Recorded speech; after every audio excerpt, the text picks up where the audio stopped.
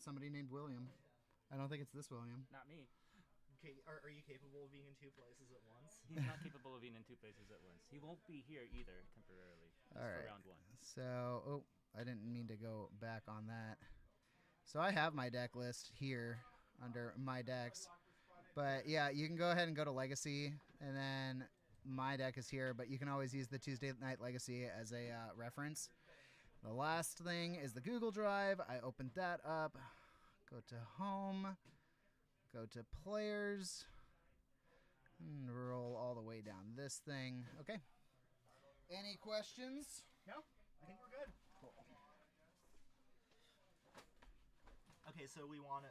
So we are. That's hilarious. We are already streaming, but is Yeah. the audio live? Yes, absolutely it is. That was Okay. my mistake. So this entire conversation has been. Hello, This on. everybody. entire conversation Hi, is everyone. live. Speak directly into the mic.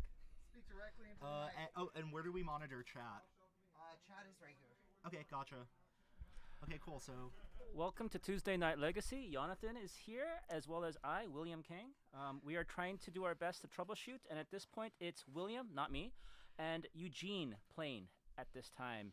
We're currently trying to figure out what they're playing right now. yeah, so it looks like Eugene has talked to me, and he is on Black White Scam. Whoa. I know. This has been an archetype that's recently been picking up a lot of steam online, especially due to the printing of Pest Control. Just a reminder for anyone who hasn't seen the card yet, since it is from the new supplemental set, The Big Score. It is a white and a black sorcery that destroys all non-land permanents with mana value 1 or less, and for some reason it also cycles for 2 generic mana. So, leveraging that very powerful thing along with the normal Grief, Solitude, Reanimate package, some decks will go the Stoneforge Mystic route. I believe Eugene is not on that today. Let's see here. Deck 1. Oh, thank you.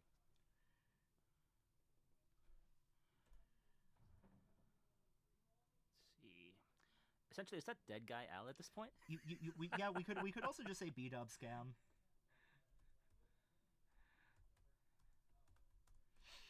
All right. Okay.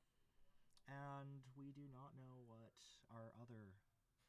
And, give me 1 second. Let me do player one. Yeah, the names.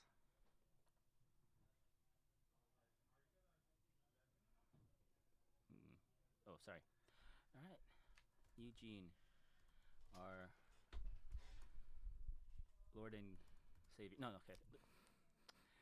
Eugene, our friend. Okay. Sorry, Eugene. We're just having fun here. All right. And then player two.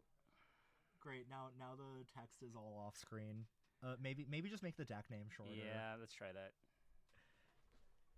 All right. Player one. And then, the deck name. And we'll go back to the deck name, yes.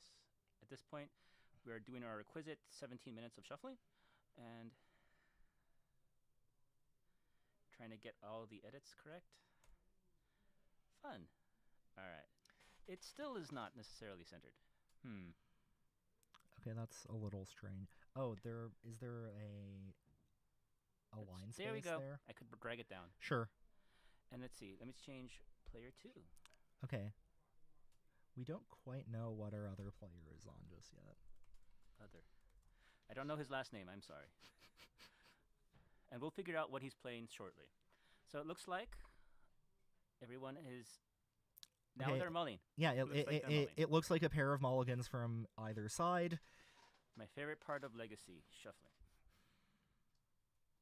Do you think there's a way to make that screen bigger or that?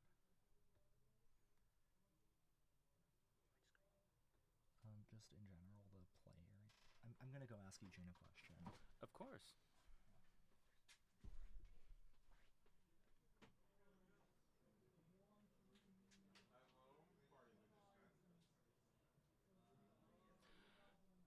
And while Jonathan's asking Eugene a question, it looks like they finalized shuffling and looking at their starting 7, now 6.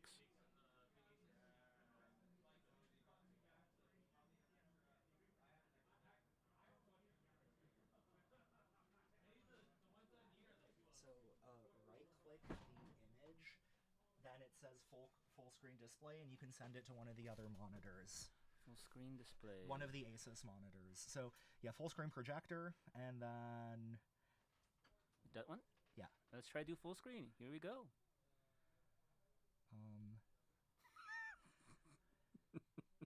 Oh, you were clicking that image specifically. Okay, let's try this again. Here, wait, can I try? Of course. So here we want to do the whole thing. Full screen projector. And it was this one? I clicked on that one. Excellent. Okay, great. Okay, so it looks like we have a turn 1 Emery, Lurker of the Lock.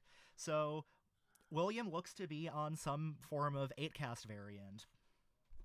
So this is actually the perfect matchup to potentially showcase how good this new pest control card is, given that it can deal with all the pesky 0-mana artifacts as well as construct tokens that William is going to look to overwhelm Eugene with. Now, you can take 8-cast in a number of different directions. There have been sort of more combo-centric builds that utilize the One Ring and Paradox engine as of late. Or there are the more traditional, what people would call sort of patchwork automaton stompy as well. Which avoids, Orcish Bowmasters, so we see a turn 2 Dark Ritual into Douthie Voidwalker, pretty solid against this Emery, right? And a Dread. And a Grief, yeah. And a Pitch Cast Grief. So I believe we still have 1 black mana floating, so do we have the Reanimate for the full hat trick here? I think Eugene has 1 card left, so that would be amazing if he had it. Is that a copy of Prophet's Eidetic Memory in William's hand? I think it is. I have never seen yes, this card. This is the new 1 in a blue enchantment from Murders at Karlov Manor. It is a legendary enchantment that takes away that means that you no longer have any maximum hand size, and at the beginning of combat, you put +1/+1 counters on a creature that you control equal to the number of additional cards you've drawn that turn. So Wasteland the Ancient Tomb. And Wastelanding the Ancient Tomb, really just cutting William here off of resources. Now, what I believe William is on here is one of the more recent combo-centric builds of this that attempts to leverage the One Ring. He's gotten the Lotus Petal into play. Yes, and essentially utilize Lava Spur Boots, a new card from Outlaws of Thunder Junction, to give things like Emery or a huge construct token haste to sort of kill more conveniently once you successfully combo Attack for off. 3, passing. Yep. It seems both players have 1 card left, although... Eugene with a land, and I believe William with a Thoughtcast. Right. Wait, no, I don't think he hasn't... You're right, with the Thoughtcast. And also we popped off a couple of baubles and got to draw a few extra cards from there. But now they're in the exile pile, so they can no longer be played back with. So good news is the land William played, Indestructible. The bad news is it comes into play tapped. I don't think he minds so much, given the, I have to say, slow, very slow clock Eugene has on him. For sure. At this point. But we are slowly running out of things that we can get back with this Emery, given that Douthie Voidwalkers remained uncontested for a couple turns. So I think William is very much going to be looking for one of the few Pyrite spell bombs in his deck to get that off the table. And there it is. You called it. Right, so using it. This is a huge pickup because Eugene is essentially out of resources at this point and just playing off the top, and Emery being able to recur baubles, draw multiple cards a turn, it is going to run away with this game very quickly. So we are going to be looking for something big off the top here from Eugene, possibly something like a Swords to Plowshares to take out this Emery. Although he has shown his last card in hand was a scrub land. Yes. So we're cracking our fetch end of turn here, presumably getting the other Surveil land in the deck. Yes, that looks to be the case. So Shadowy Backstreak, letting Eugene Surveil 1 and potentially fix his next draw. Do you have any thoughts on how those Surveil lands have been working out for you? I love them. They've saved many players several $100 because they're essentially a dual land. Now, coming to play tap is always a problem, but since you can surveil a card into your graveyard, it has amazing applications in Reanimator And even control decks love it because it essentially allows them to save a cantrip and see whether or not to keep the top card of their deck. Did you see what just came off the top for Eugene? I did not. Did you? It looks to be a reanimate, so we're currently looking at the Oh. graveyard to see if there's anything spicy we can get back with that. I believe the options on Eugene's side are primarily Douthie Voidwalker and Grief at the moment. Yes, sir. So I think you would rather something like a Solitude You called it. or best case scenario Orcish Bowmasters in this situation. That would be the best case scenario, but Dauthi is back into play. Mm-hmm. Despite the 17 cards, I'm kidding, in William's hand, he still only has one land. This is an interesting game for both of them. Yes, and Douthie Voidwalker, having eaten so many of the resources that William could recur now, this is what you going to add called? up. Yes, we Lava Spur, we have the boots. boots. By the way, love this card. As an Urza Saga enjoyer, this has been a huge pickup for the deck, Ah. letting you do much more aggressive lines, but kind of even more poignantly, We have a second land. on letting- William's turn. letting you give haste to your creatures with tap abilities like Emery and Goblin Welder. So, And we have I think... Thought that's a Monitor. Thought Monitor, old Yes. school style. or that's the sort of washed out showcase frame from Modern Horizons The 2. artist. Yes. Right. Okay, and it looks to be a Mox Opal followed up by a Thoughtcast. So divination into divination, of course, making sure everything goes into the exile pile here, thanks to the Douthie Voidwalker. And Eugene screaming for an Orcish Bowmaster. Mm-hmm. But that's magic. Sometimes you draw it and sometimes you don't. But even with an Orcish Bowmasters off the top here, I know that William is going to be running a lot of answers to this, from the Pirate Spellbombs to just running a pile of Force of Will effects. Oh, of course. But at the same time, he's been able to cantrip effectively 5, 6, 7 times, Mhm. which he'd have to be much more conservative with if he had a Bowmaster. Sorry, if Eugene had a Bowmaster in play.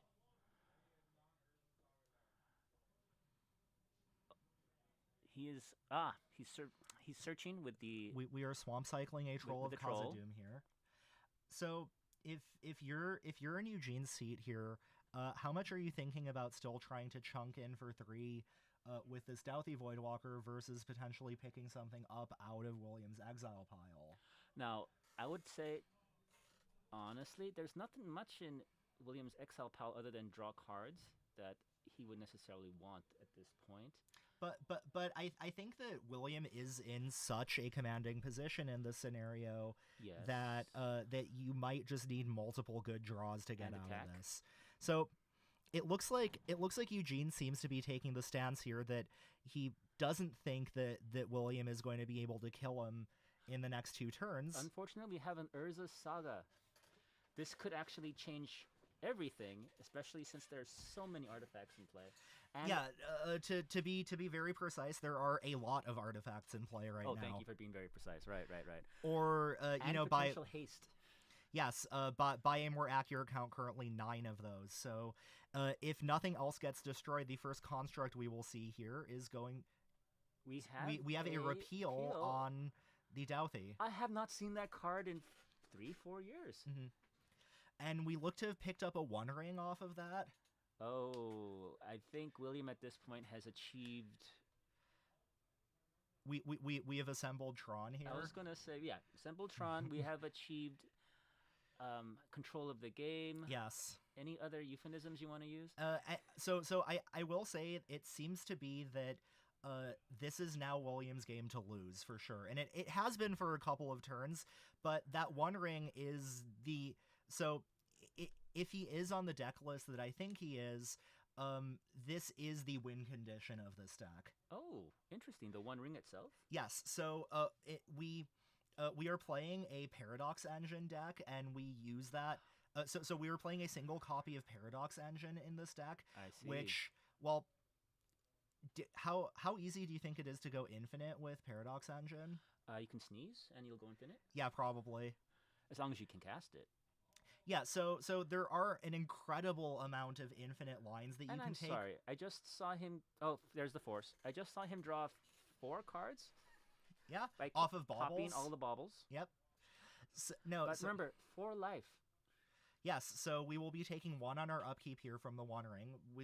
Looks like we have a miss. Okay, we remembered. And we have Saga taking up to Chapter 2 here, so now able to start cranking out those pesky constructs. Would you have cast the troll, or would you have wastelanded the Urza Saga and cast the Dothi in this situation? I think what you have to do here is you have to make the play that is going to potentially win you the game, rather than the one that's going to lead to you not losing. And I think if we're wastelanding an Urza Saga in the face of an active Emery and a One Ring, we are most likely not winning that, where we might be able to draw a removal spell off the top and get one cheeky attack in with our troll. But Dothi, attack for 3, you win. It's the same. That is a fair point. And at this point, with the Lava Spur, if he wanted to, he could attack for 6 at this point. 1, 2, 3, 4, 5, 6, 7, 8. He could attack for 8, 9. So we look to have another pair of spell bombs in William's hand. This is the other Pyrite spell bomb, and we also have I believe an Aether spell bomb in his hand. That's beautiful art for the Opal. Oh, the Kaladesh Inventions one? Oh man, yes. Have you seen the price on that? Yes. That's outside my budget unless it's an anniversary present or something.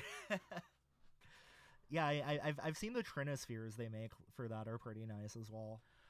I used to like the Chrome Mox until I realized it's actually a character. Like, I thought it was just cool art, but no, I believe it's one of the blue characters that gets lost all of a sudden. Oh, Fibblethip? It's a Fibblethip. Interesting. It's just a black and white Fibblethip. All right, sorry, Eugene. Good stuff. Giving you credit here, but that thing's gonna die. Okay, so what's interesting is that William forced to pass the turn here, right, and we look to be going to 1 on our upkeep. I'm saying if Orcish Bowmasters could be a huge pickup for Eugene here. But that Dothi is going to die to the Pyrite. But like you said, William needs to win in 1 or 2 turns. He doesn't have much time to fiddle this out. But how big is this construct right now? Let's have a quick count. Okay, so we are cracking our... Oh, all right. We got the Ephemerate on the Dothi. I don't think that's going to change too much, unfortunately, but let's see. We will see. 1 life? Yes, we are currently at 1 life. We will draw another 3 cards. This is where the... 1, 2, 3. This is where the haste enabler is amazing. Yes. Ooh, we get to re-ring? Yes, that's going to happen. Yeah, so this game looks to be pretty locked up, other than the potential for... Well, even if Eugene does draw the Bowmasters at this point, the likelihood that William can just hardcast a Force of Will here is quite high. Unless he's tapped out. But yes, I agree with you. I don't know how many Pyrites he has. He can't handle the swing back from the Dothi. But at the same time, this is what? But playing the new ring gives you protection from everything. 8, 9, 10, 11, 12. Let's swing for 12. Not bad. Oh, sorry, 11. He's going to play. So that Pyrite Spell Bomb would have been lethal? It would have been lethal. He casts... He's not casting the ring? Oh, he untapped everything. He is... Maybe he has another Pyrite. Aether Spell Bomb. Aether Spell Bomb. And what else? And Popping. Okay, but... Wait. Okay, but now we have to cast... We would have to cast the other ring, wouldn't we, to not die? Yes, he has the mana for it? Oh, yes, we can buy back a Mox Opal with our Emery. Oh, I see. Perfect. Yeah, so that brings us up to 4 mana. Yep. Followed by the One Ring, which, very conveniently removes the first 1 unique ring. Eugene now has to get a Orcish Bowmaster or Game 2. An Orcish Bowmaster and fade a Force of Will in William's hand. Well, technically has 1 life. It wouldn't matter. Well, no. So, because William currently has protection from everything, Eugene would have to wait until at least upkeep to... Did you... Oh. Is that a Shieldred? It's a Shieldred, but... he has to cast it, but, like you said. Well, no. William's tapped out. I don't know if he can do anything here. He can't pay the 1 life. The ring doesn't protect from payments. So we look to just be dying in our draw step here unless we have another way to bounce this on. This is going to be interesting. Let's see what William can do. But repeal doesn't do it either. Well, the trigger will go on the stack, I believe, correct? Yes, exactly. So, yes, he needs to do it now. And that's game. And that's the game. Oh my gosh, I would have lost in Vegas. Okay. That's why we play Magic, everybody. And this is also why you play out games where you think you're in kind of an overwhelming... What's the opposite of a lead? Well, overwhelming hole, overwhelming on the back foot. Let's see. Ah, yes. What's that? Loss? just don't concede the games early just because you think your opponent has an overwhelming advantage over you. I mean, especially in that case, we saw that Eugene had put so much pressure on William's life total early on that just all it took was a small bit of disruption to get across the finish line. We have Eugene eyeing a pair of Doorkeeper Thralls in his sideboard here. Do we think those come in? Well, if he'd want to use them to stop all the come into play effects, but then his Solitudes are dead. I mean, his Bowmasters are dead. No, his Bowmasters are alive except for they comes into play. Yes. However, right, it very notably blanks the One Ring's ETB trigger. True. I'd bring them in, but I'd also be cognizant of myself completely. Yes. Cutting off some aspects of my own deck. For sure. What do we see Eugene have in his sideboard here? Also, was that a Serenity that I saw? Possibly. Oh, by the way, congratulations on being a champion of Sunday Legacy. Oh, thank you. Our good friend Jonathan here was amazingly successful going 3-0 on Sunday. I believe it was on Dragon Stompy or Moon Stompy, as we even though it currently contains no dragons, I'm amenable to the name Dragon Stompy. So what do we look to have in Eugene's sideboard here? We do look to have 2 copies of Serenity, which are almost certainly coming in. Other than that, 2 copies of Cataclysm, 2 Doorkeeper Thralls, 3 Leyline of the Voids, 2 Mindbreak Traps, 2 Seasoned Dungeoneers, and 2 more Solitudes. Ah, I see. So I think this is not a Seasoned Dungeoneer matchup. No, but I think the extra removal in the form of Solitude and Serenity is for sure coming in. There is a consideration for Leyline of the Void coming in against something like an Emery. I don't know if it's necessarily needed, given that we already play those Douthie Voidwalkers in the main deck. I am shocked he runs no Caracas, because that is a Emery killer. Indeed. We are running a Flagstones of Trocaire in the main. Well, that's for the Cataclysms, but yes. He has no Caracas, which I personally love at least the one of in most white decks that can maintain the white color balance. For those not in the know, William very much a connoisseur, a basic plains connoisseur here. Oh my gosh, yes, I love basic plains. I have 7 different basic plains art in my deck at this point. Do you have a single favorite, or would that be like choosing a favorite child? It'd be like choosing a favorite child, unfortunately. In fact, I'm thinking of getting another basic plains art to match all the parts of the day. Morning, afternoon, evening, night, going along around midnight type of stuff. Personally, I'm very partial to the zebra plains from Mirage. I love that art. It gives a little bit of life to most basic planes, which actually show no life other than plants. Yeah. So taking a look at our opening hands going into game 2 here, William presumably going to be on the play. Oh. And we have a turn 0 Leyline. Is that? It is in his sideboard. Yes. Wonderful. So William looks to be leading on a turn 1 Saga, probably hoping to, with the help of some fast mana, start cranking out constructs as early as turn 2. You never do Saga unless you have an Ancient Tomb turn 2. So I think I know what deck list William is on, and I don't think there are any Ancient Tombs in his deck. Then he's going to have issues getting constructs. I mean, we are a 4 Mox Opal deck, so it's not completely out of the question, but maybe we also just really need that Saga trigger to go off on turn 3. But it looks to be an ETB tap land, and most likely no constructs at all from the Saga. So whatever we get off of the 3rd chapter of this is going to have to be really good. My prediction, my prediction most likely, we're looking at a Mox Opal here. I think he needs to have a good mana base. Yes. Just asking, do you like Lava Spur boots more than Shadow Spear? Because I notice people are either taking one out for the other. Very few are actually using both. I think both have their own uses. Right. I do think that sort of Shadow Spear is a card that I have liked to have in my Urza Saga deck specifically for the Delver matchup. Right. So Dark Ritual from Eugene and Reanimating Troll. So let's see what kind of disruption William's packing here. It resolves. It doesn't look like there's any at this point. Well, right. I see a force in his hand though, so there's something else. We do, and a Bowmaster. We do have the Aether Spellbomb in play for William, so true. Probably thinking we have the Troll covered here, even though it's very much. Well, he's dismembering it anyways. Or a Dismember. I stand corrected here. But yes. And that was an Ephemerate, correct? Yeah. Okay. So now it's going to be the Aether Spellbomb. I think reliance on Shadow Spear is very contingent on your feelings towards being able to beat the aggressive decks of the format.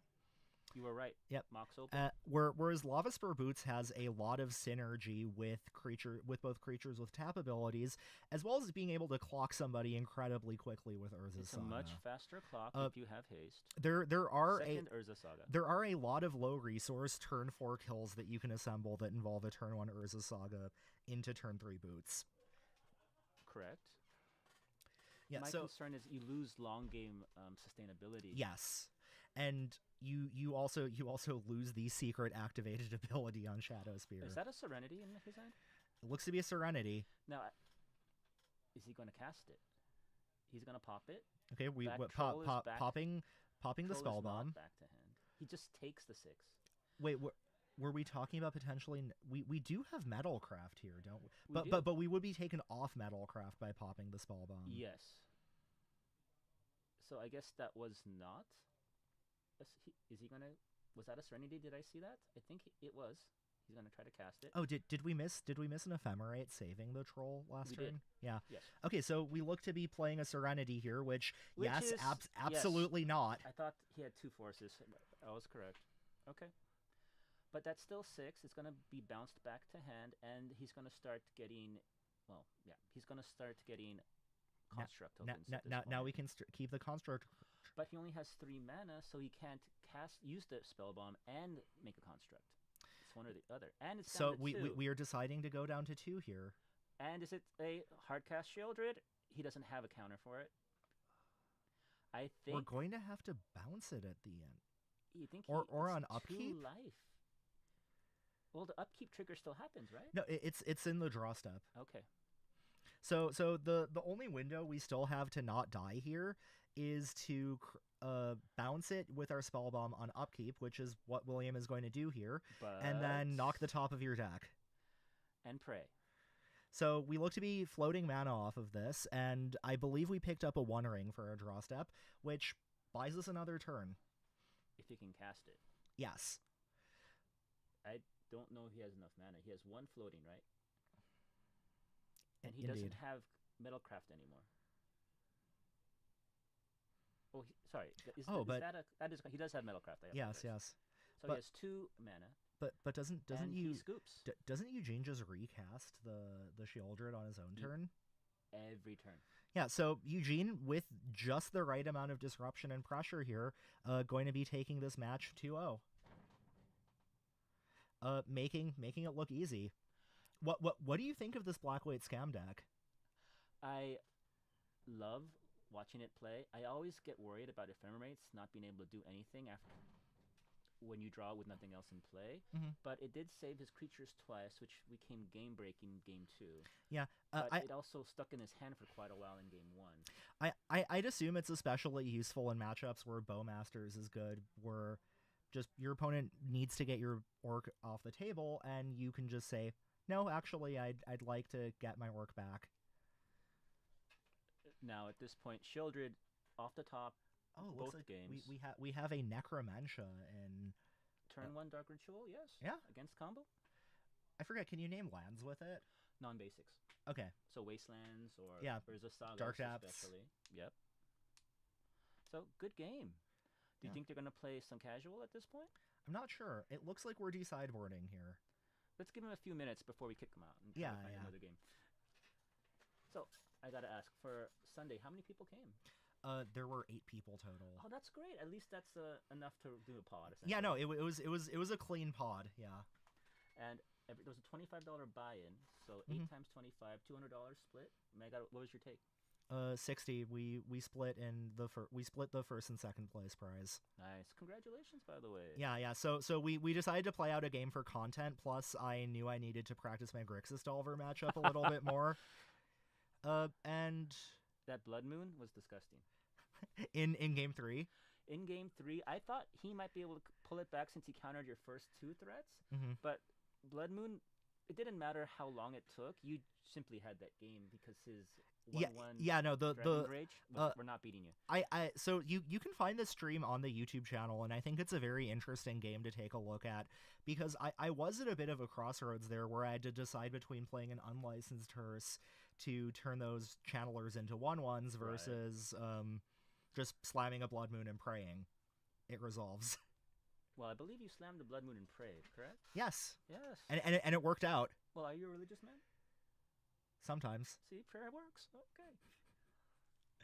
Okay, let's see who else wants to potentially play. I can put it in between rounds, yes. Yeah, and I think there's also an audio thing that you can set up, right?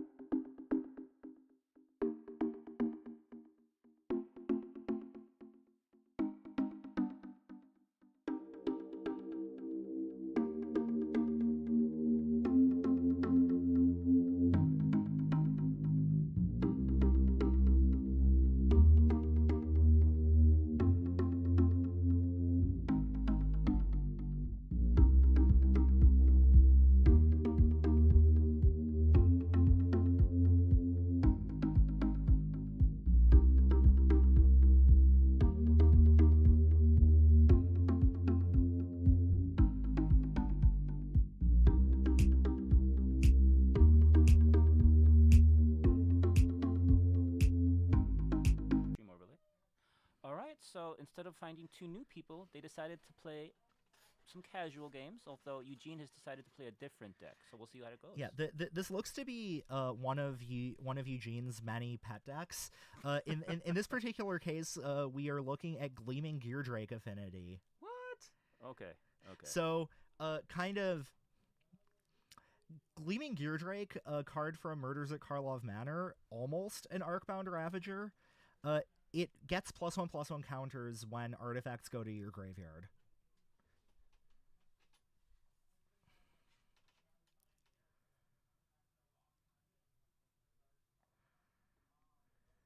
Okay, and I'm just doing a very quick search for Gleaming Geardrake, which is essentially says flying. It's a blue and red casting cost artifact Drake. When it enters the battlefield, you investigate. When you sacrifice an artifact, put a Oh, 1/+1 counter on Gleaming Geardrake. It is, however, a 1/1, so it's Yes. fragile, but it can become huge very shortly. Works very well with Baubles, Lotus Petals, and one of Eugene's favorites in this deck, Broadside Bombardiers. Okay, now Eugene is the artifact deck. He is casting. We have a turn 1 Patchwork Automaton, Which gonna is meet countered. a Force of Will, pitching the one of Prophet's Eidetic Memory, Right. where we see a very explosive start from William here with untapping with 6 mana on his next turn. Yes, I'm very interested in seeing whether or not he's going to get that. Gem Okay, at this so point. He is not yet. Okay. we have an island and another bauble. And he is now cardless. his hand is So empty. William playing off the top here, Eugene looking to deploy his resources as efficiently as possible. He has a lot of cards in hand, but they're not on the table, while William is hoping for a Urza Saga draw But at this point. I do think I see an Urza Saga in Eugene's hand. So He is playing something potentially. No, he's just cleaning the table. All right. looks to be that Urza Saga, which given that the deck runs mostly artifacts, this can and will deal a lot of damage very quickly. But okay. We see a random card from Eugene's hand, which I can't quite make out. Oh, that looks to be an Akalpa Call, First Among Equals. I heard that was an excellent card, actually. Yes, it is. It is a little slow. It's a little slow. It's a 3-mana 1/4. However, at the end of your turns, if artifacts have entered the battlefield, I believe you get to sleight of hand.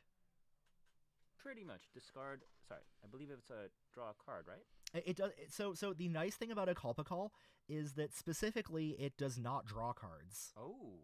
So this is a clever way of creating card advantage by getting around, well, the most popular 1/1 in the format currently. Isn't 40% of decks playing it? Orcish Bowmasters? Yes.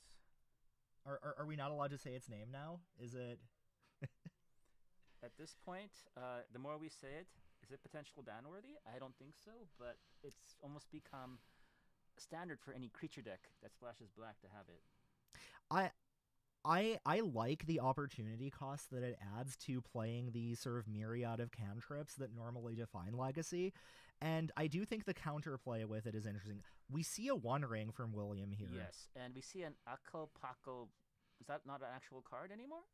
Oh, I think Eugene is writing that down to tell us what that card is. Oh, Wait, way ahead of you there, Eugene. You want to read the text, or you want to pull Oh, it up? yes, sure. It is a... Oh, I was wrong. It is a 1/5 legendary creature at Human Advisor. At the beginning of each player's end step, if an That artifact tracks. entered the battlefield under your control this turn, I have no idea what that is. It's so glaring. look at the top two. Is that a token? Is that a cat?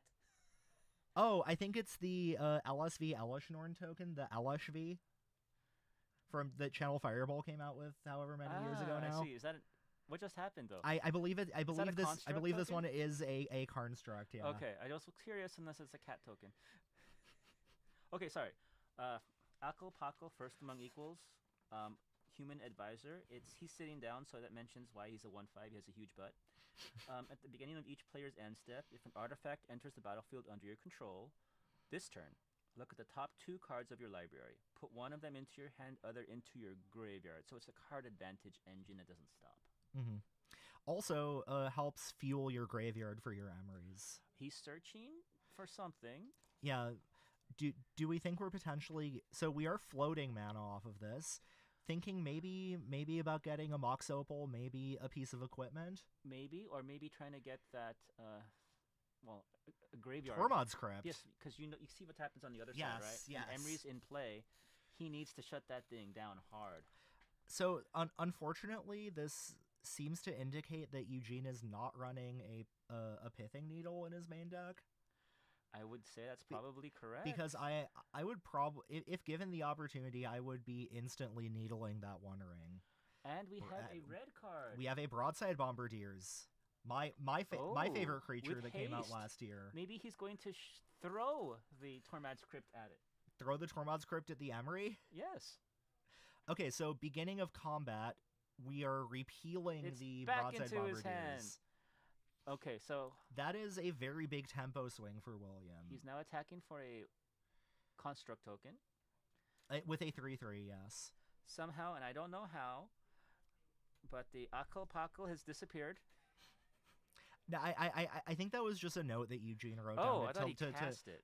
to let us know what card it was. Okay, got Wait, it. like I said, way ahead of you there, Eugene. Okay, he's using the Grim Monolith's mana, or did he already use it to cast the One Ring? We used it for the repeal. Okay, he's getting another. Okay, oh, so we are casting a backup Emery and letting it die to Yes, fuel up our graveyard again. because there was no graveyard, Notable hits here are one of the Pyrite Spell Bombs and and it's Mox Opal. Yes, he has a card advantage engine once more.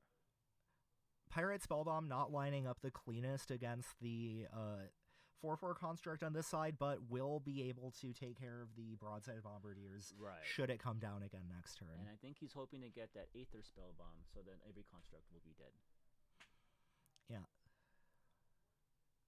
So, at this point, he has potential infinite weenie removal and a cantrip in case he doesn't need to use it this turn. Is that the official term for it? Well, technically, White Weenie has been used since 1995. This is true. And Weenie tends to use anything with a toughness of 2 or less, correct? Yeah. So I might be wrong. Weenie removal just sounds quite painful. My mom was a pediatrician. It's more of like snip snip. Fair, Anyways. fair. Sorry, this is supposed to be a family-friendly stream. It is? Really? Which child Okay, is watching so we are on William's turn, another One Ring. getting another One Ring to reset the life loss there. Right. By the way, So definitely one thing that we've noticed from this match or from William's deck is that even in the absence of playing Ancient Tombs, we're dealing an incredible amount of damage to ourselves. somehow, but that's more One Ring focused. Yes, no, but that could also explain why we're not seeing very many Bombardier's Ancient back. Is he Tombs. tapped out? Yeah, tapped out and hellbent, it seems. Nope. He used the Lotus Petal to blow up. Oh, right, yes. So now Eugene is currently stuck on 1 spell a turn, while unfortunately, or fortunately if you're William, you're casting 2 or 3 spells a turn. So cracking Bauble end of turn. But he needs a and- win con, otherwise this is going to happen like before, and he's going to One Ring himself him out. So we are randomly seeing a Gleaming Gear Drake out of Eugene's hand. Ah. This, the sort of poster child of the Is It Artifacts deck. So we look to be drawing more cards off the One Ring here.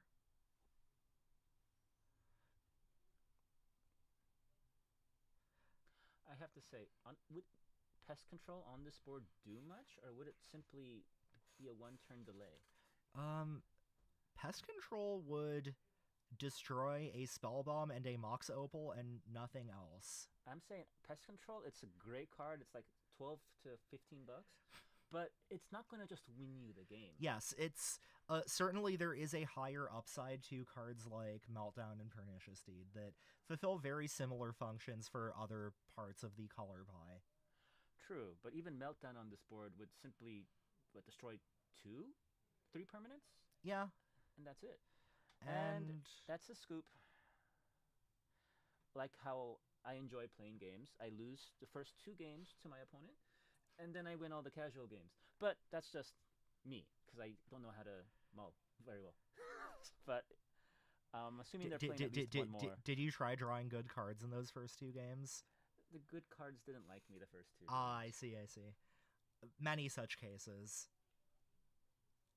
Also, since I typically play a Stompy deck, knowing how to mulligan is literally 50% of the game at that point, so it is what it is. Also, fellow lover of Stompy decks. How about Yes, you? yes. Would you agree? I am very much an Ancient Tomb enthusiast. No City of are you a City of Trader enthusiast as well, or are you It more does or it doesn't feel as powerful, but you play those anyway because they're good. The life loss is the non-life loss is a benefit, but you never want to play it turn 1. Yeah.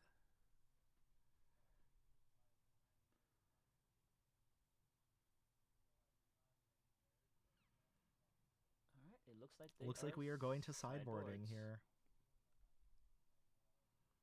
So Eugene, of course, is Soul Cauldron in the sideboard. Oh yeah, that is also another one of my favorite cards that came out last year. The price on it's gone down. If you were worried about prices at $40 to $50, they're now mid-30s. Stay tuned for more MTG finance tips from William in the booth. Because I bought them at 40, so immediately you could thank me. They dropped $5 when I bought them. Very nice. Thank you. No, I very much fell in love with the card while playing Hardened Scales in Modern, and let me tell you, turning all of your creatures into walking ballistas, very good. I'll take your word for it. I personally like turning all my creatures into Yawgmoths. Oh, that's also a good idea. Or grists. That is a little disgusting. Yes. Yeah. Would you get infinite insect tokens? Probably not. No. No. There's no combo with that. Okay. You would need a way to immediately put counters on the insect, so something like a metallic mimic would do that, but you would also mill your entire deck in the process. You couldn't stop it, huh? Yeah. No, you could stop it. You could stop at any point, but you cannot necessarily make an infinite number of tokens. Well, that's true. You only have 60 cards in your deck. Or rather, you could not make an infinite number without milling your entire deck in the process. Well, that's okay. You just have Thassa's Oracle somewhere in there. You mill an anger into your graveyard. Yes, that's a good point. And then you just get to attack. Isn't that kind of... No, sorry. That's not anywhere near the combo with Phyrexian Devourer. But in Legacy, we also have a version of that where you can use the Soul Cauldron to get a... And with a... It's not... It's a Goblin Engineer, correct? Yes. To put the Devourer into the graveyard, exile it immediately with the token. I mean, with the Soul Cauldron, to make arbitrarily large, just reasonably, just based on your size of your deck. Based on the total mana value of cards in your deck. Right. So, which may have haste now if you have the boots, or if you put it on a broadside bombardiers. Although I'm always worried about getting infinitely chump blocked with 1/1s. Yes, indeed. And that's where the Shadow Spear becomes important. Yeah, or for a while I was also trying out Inti in that deck. That sounds fun.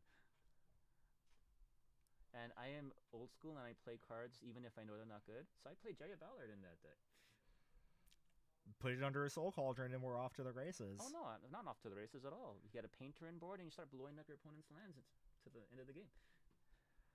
Which is not a winning strategy, but it's a horrific strategy where no one has fun except you. So in tell me, William, in the time that you have played Magic, has it always been about winning? It's nice, but definitely not always, because otherwise you'd play the best deck. Yeah, you know, winning is not always necessarily the point. Sometimes you just want to do something really cool with your cards, right? Right. Like my stupid obsession with let's see, solitary confinement for about a month. Oh, that's a fun one. Yeah, just get one of your monarch creatures or monarch enchantments, cast a solitary confinement, and unless they have enchantment removal, game 1, good game. Okay, so going into this game 2, we are looking at a turn 1 Emery from William. William is really good at drawing turn 1 Emerys. I mean, was it? This is 5 permanents in play on turn 1. And one of them's Emery, yes. And we look to also potentially have a follow-up Thoughtcast here. We have a Lotus Petal and a Opal from Eugene, but no payoff yet. No, it's definitely these really explosive starts from the Acast deck that really make you sort of that make it really reminiscent of a vintage deck. Mm-hmm. But Haywire Might looking to potentially disrupt some things here. It's being countered, I believe, or bounced. Bounced, yeah. To the graveyard. Oh, were we attempting to exile the or did he exile Aether something? Spellbomb? I think he exiled the Aether Spellbomb by using 2 mana. Right. Okay. I guess the issue here, right, is that if we're constantly recurring this Aether Spellbomb with Emery, just none of Eugene's creatures are going to end up sticking. Right, which is probably why he exiled it. Yes. It looks like someone really wants to get into the booth with us. If you can hear the loud smashing sound behind us. All right. So we repealed our own Mox Opal to just get an extra card deeper, right? The replaying the Mox Opal pays for itself there. I have to say, I love this Spellbomb deck. Yes, this is probably one of the most low to the ground versions of 8cast we've seen thus far. I have no idea what that is. That looks to be our friend Akalpakal. Oh, okay. Joining us again. Silver Bluff Bridge from William. And we're going to tap a mana and nope. eyeing the Thoughtcast in our hand, but we also have a Pyroblast.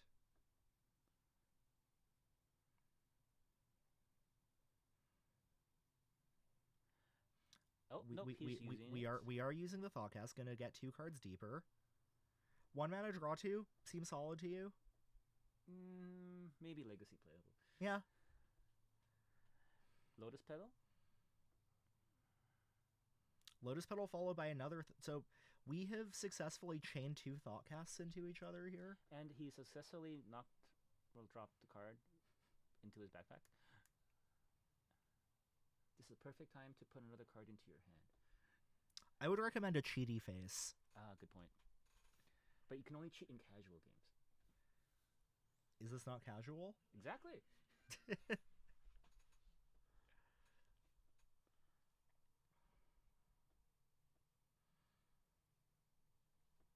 Not that we ever say William would cheat. We're just saying, if you were to cheat, I drop the card, bending over into your backpack is the perfect way to do so.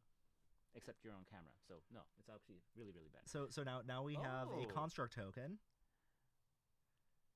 The Jin construct token. The Juzum Jin, using the likeness of Martin Yuza, known Magic Pro, followed up by a Broadside Bombardiers. Is it gonna die? It's gonna die. It's dead. I really like William's deck. It always kills a Bombardier, which is very difficult to do, but he's had an answer for it every game. So the biggest thing that Acast as a deck has struggled with since the release of Lord of the Rings, above things like the Meltdowns and Null Rods of this world, has actually been Orcish Bowmasters, and this kind of looks to be the natural adaptation of that deck, which just seems to be running limitless ways of getting that Orc off the table. There is an Ancient Tomb in his deck.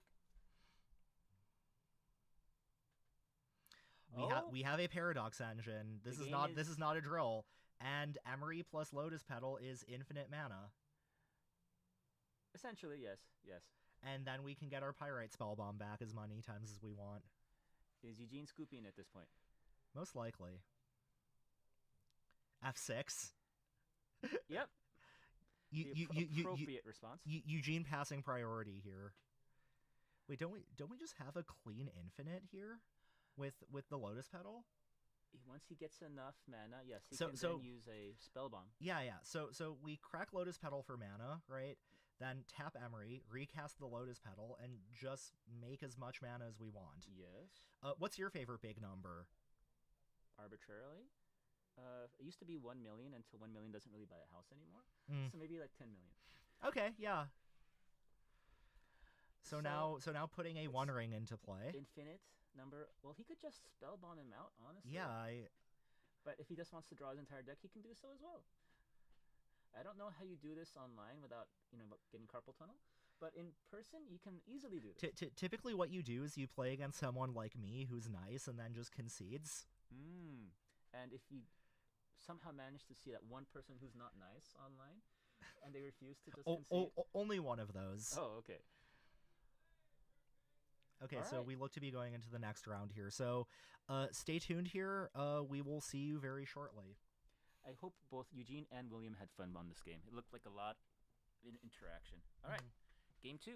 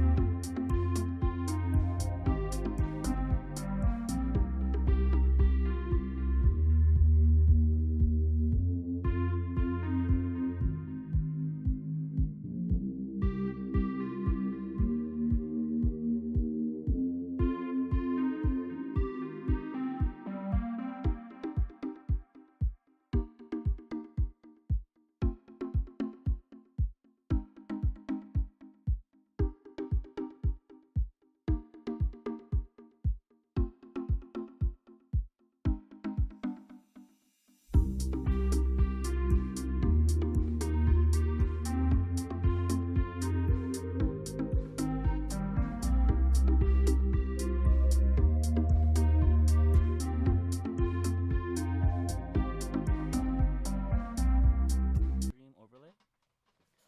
All right, this is round 2. We're back. We have Sunny as player 1 versus Dylan as player 2. Sunny going to be representing his usual favorite here, Jeskai control. And we don't know what Dylan is on yet. Dylan loves, and I won't say he's playing it, but he loves Doomsday. Yes. Well-known Doomsday player in the shop.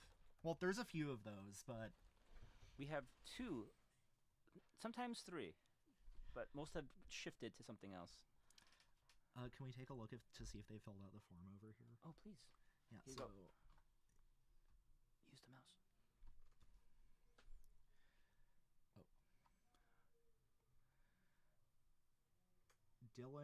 Dylan looks to be on some build of beans. Oh, excellent. So let's update. So what we're going to be looking at is a good old-fashioned control mirror here. Sunny, to my knowledge, a fan of the more traditional control tools, so we will most likely be seeing things like Snapcaster Mages and Miracles from his side, where Dylan, with the new kid on the block, some 4 or 5 or 6 color beans.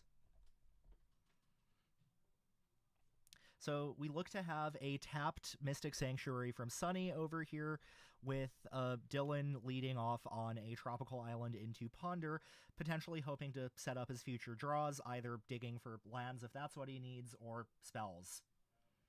Very true. A perfect card in this matchup would be Back to Basics.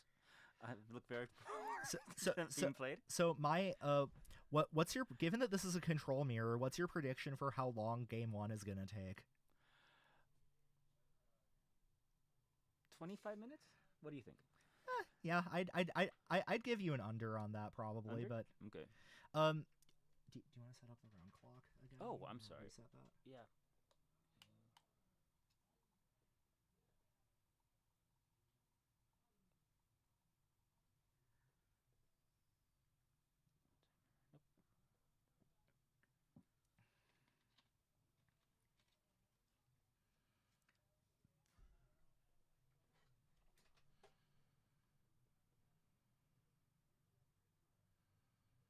Is it the one that says output timer? Let's try that. Nope. Nope. Countdown timer. Oh, that's just to set it up. Let me see if I can figure this out. Sure, I thought it was up there. Sorry, we're trying to do the countdown timer because we expect 2 control decks to hit close to time. He said it was up here somewhere, but I didn't see it.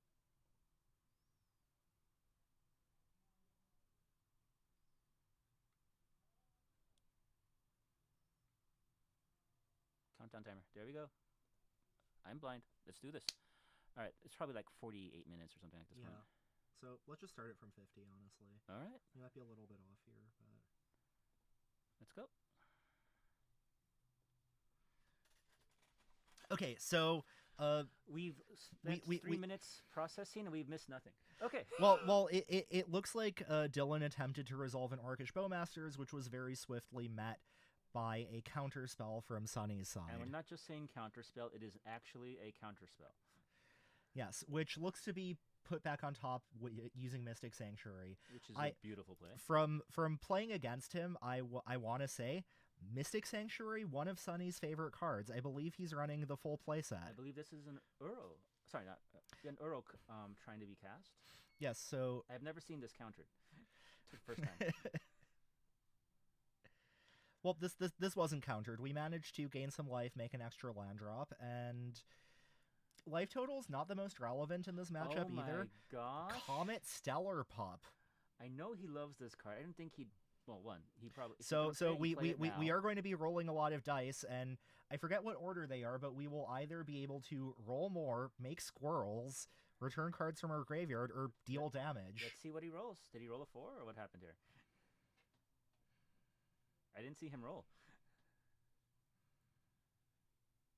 Oh, I think we hit the regrowth mode on it. Ah, then at random you put a permanent from your graveyard back into your hand. I think so. Right. Or is it still on the stack? But then it would lose. Doesn't it lose counters when it does that? Oh no, it does not. I apologize. That's only when it burns something to the head.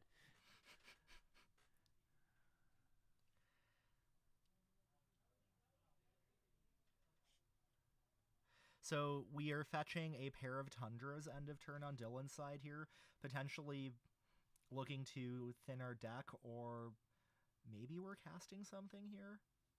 Ah, we are flashing in a Leyline Binding. I wonder what he's targeting, Bill. Okay, sorry. Is this in response to the loyalty activation so that we can't potentially get see more a rolls? counterspell. Yes, and this time a Force of Will.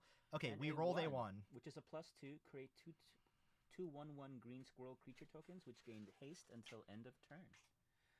Somehow he had a 5 last time, and he didn't go up with the or down, because if you return a card with mana value 2 or less from your graveyard to your hand, I don't think should have been 4. I don't think we had rolled yet. Dylan Got it. responding to the loyalty activation. Got it. So now it'll be a +2. So instead of 5, it'll be a 7. Okay, so we have a pair of squirrels coming in. This, if not dealt with by Dylan, could actually go the distance.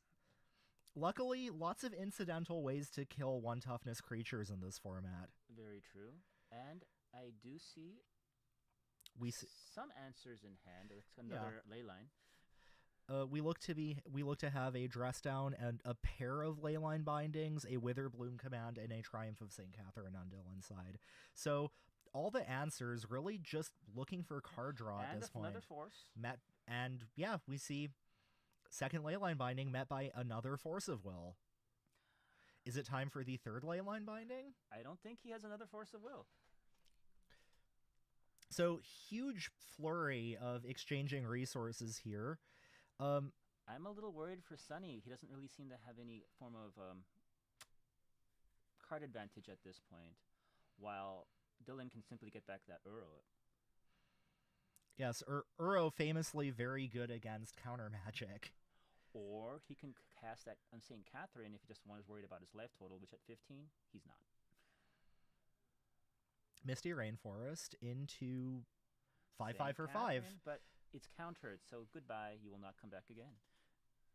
Unless we have a Volrath Stronghold. Honestly, while I love that card, I had not seen anyone else ever use it in this store.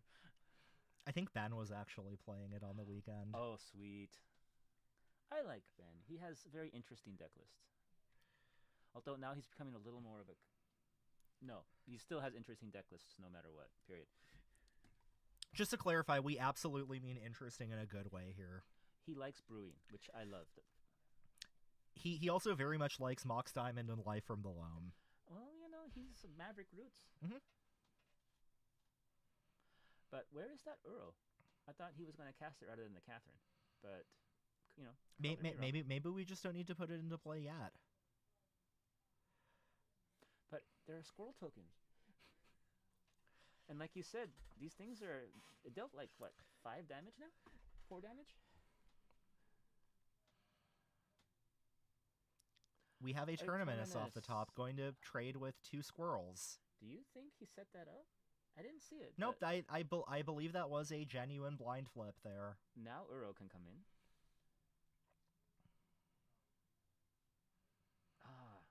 Uro, and we are going to remove 5, I believe. Yes.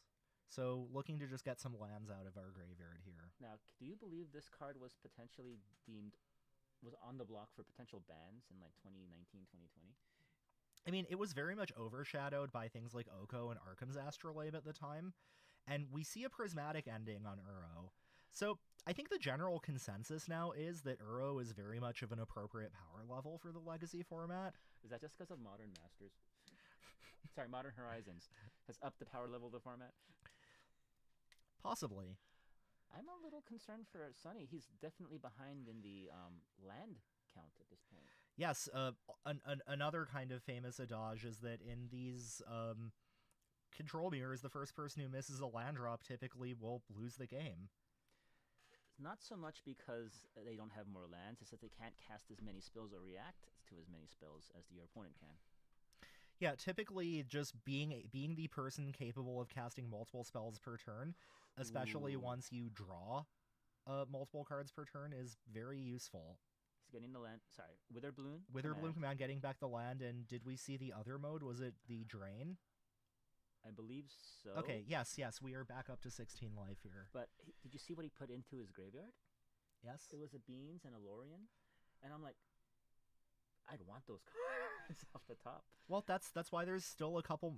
Well, we are getting a Mystic Sanctuary and probably getting back that Lorien revealed. Do you think Mystic Sanctuary is an appropriate power level for Legacy? I mean, considering the fact that it needs to be your 4th land in play, absolutely. And Lorien revealed. Who knew a 5 mana draw 3 would be so good? I mean, Thoughtcast is also a 5 mana draw 3 or draw 2. There's no cost reduction. Yes. But no, these land cyclers from Lord of the Rings definitely some of the most impactful cards from that set. As we see, just once you have enough mana to spend on this, just being able to cash it in for 3 more cards, especially in a matchup like this, is going to put Dylan very far ahead on resources. As of now, I think Sunny has 4 cards in hand, and most of them are removal. At this point, Dylan, I think he's at 6 or 7. And they all have reactionary spells. I don't think either of them has a threat anymore. That usually tends to be the case with a lot of these decks. So Brainstorm looking to fix that aspect of Dylan's hand. I saw Swords to Plowshares and one other card go back there. It did not fix that aspect of his hand. But he just has removal for days. How do you feel about main deck Nihil Spellbomb? I love it if you can search for it, but he can't. Ponder and Brainstorm are close enough to tutors. True, but I pick an Endurance myself, just because it ups your green count, and it's a potential beater, and it has the come into play ability. That is very true. And since you're playing control, you target yourself. Just never deck. Have you played Beans before? Yes. And have you seen sometimes you might actually deck yourself out? Yes. Until you Endurance yourself? I've seen modern decks. It was beautiful. I personally find it miserable, but that's just me. Well, I believe the term is Schadenfreude. Schadenfreude? Schadenfreude, thank you. Yes. You experience pleasure at someone else's misery. Yes. Which is actually, I don't think there's an English word for it. No, German, very famously a language that just concatenates multiple words together for very specific things. Dylan's regretting the fact he only has 4 mana up, not 5. And this is also huge. Prismatic Ending looking to go after this up the beanstalk, but Force of Will drawing a card. Yes, and there are multiple St. Catharines on top. Is it really a miracle when you expect it? So I think the awkward thing here is we're miracling this one and immediately drawing into the second one. So we would need another Brainstorm to set it up. But honestly, we might just be paying full price on this one, which is what we're going to see, followed up by drawing another card. I'm going to have to ask you, do you think a 2 mana 5/5 life linker that draws you a card is overcosted? I mean, we're also playing 2 mana 8/8s with flying in this format, so I think you do have to jump through some hoops to play Triumph of St. Catherine, but for what it does, it is a very good card. And that hoop is Brainstorm. Sorry, it's a huge hoop, I admit. Okay. Still, I love the card because it's a 5/5 linker and it's in the color white, which is my favorite color in Magic. And a Terminus. A miracle of his own. Yes, but it's not like he didn't have a swords in it. And we're seeing now the fourth card to cantrip off of this beans. Yep. Sunny is just bleeding cards at this point. So we have seen that this is kind of the thing that is very disgusting about Up the Beanstalk for those who haven't seen. Dylan has played multiple spells per turn here and still has a full hand. He's not losing any card advantage. No, and it's just very good when all your creatures are Elvish Visionaries. Okay, and now we look to be deploying that 2-mana 8/8 we were talking about that was also going to draw a card. Murktide Regent. Murktide Regent is really not a fair card. I remember trying to, when it was first played, I don't know why he didn't cast the Bean second after the... It might have been the draw off of the Oh, he had it in trigger. his hand. Oh my gosh, how many Catherines does he have in his hand? So this is now the second Murktide in this turn that is going to draw graveyard. That's going to draw 2 cards, and will also put counters on the first Murktide. Right. Thanks to its third ability. It's a transformer, yes.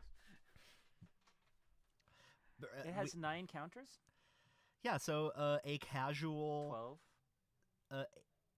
a casual 19 power that drew 3 cards, 4 cards all in one turn. Terminus. And I think a hardcast Terminus. But Dylan still with a full grip of cards here. But no force. But now every time he casts a card, he'll draw 2. Oh, it still says round 4. Oh, how did he even get that? Thank you, Andrew. Thank you.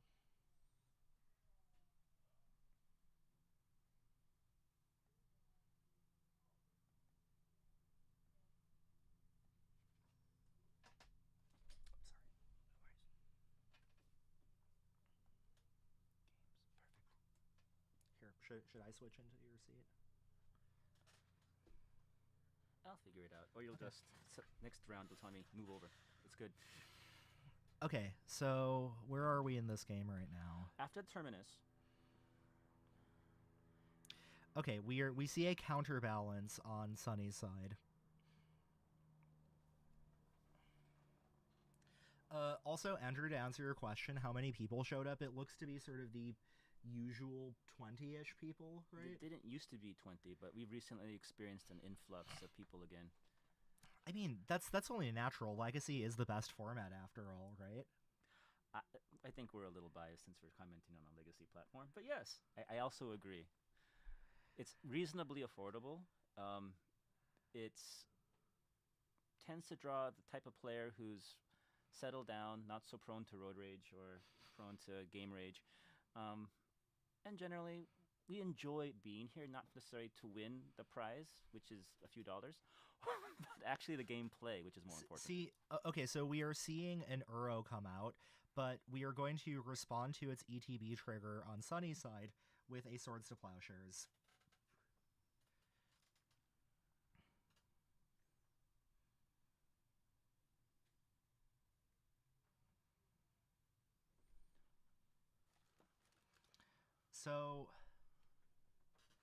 So at this point, these Murktides are on the bottom of Dylan's deck, but do you see this? Dylan looks to be running low on cards.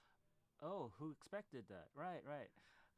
Even though Sunny only has 1 card, I believe, in hand, it's 31 to 13 as well in terms of life, and Dylan has 6 or 7 cards. It's always a potential he could deck out. At this point, this is Dylan's win condition, right? The Bowmaster? Or sorry, Sunny's. To make sure that Dylan draws all the cards in his library and then some.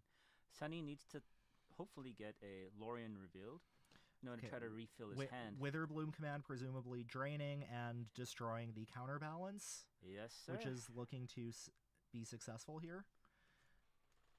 So life total also looking pretty low on Sunny's side. So barring some incredible sequence of draws, this game looks to be solidly in Dylan's grasp right now. Just in another 7 more turns, but yeah, I would agree.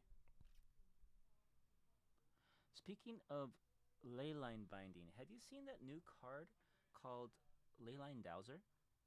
No, I have not.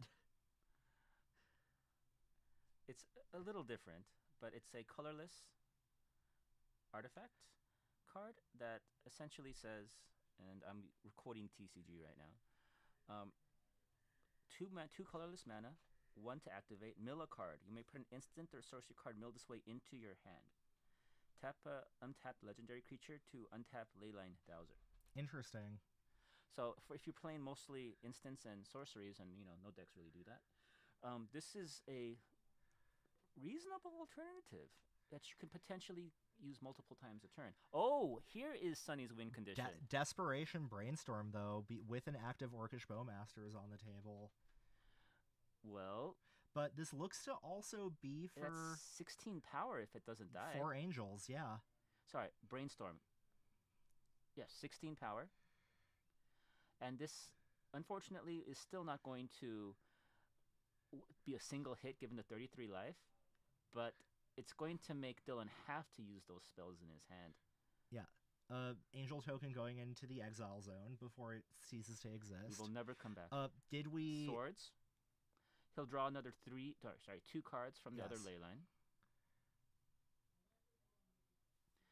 It's still 8 power in play. And there's another Swords. And a second Swords to Plowshares here. Yep. Do we have another Entreat the Angels in hand?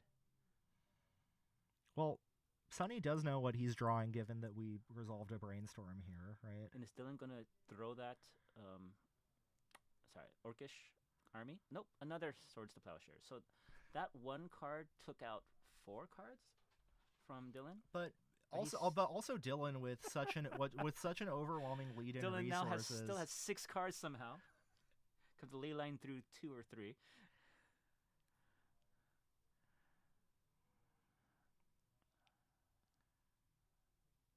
Sunny, you played very well, but you need a form of card advantage engine or shut down the beans immediately.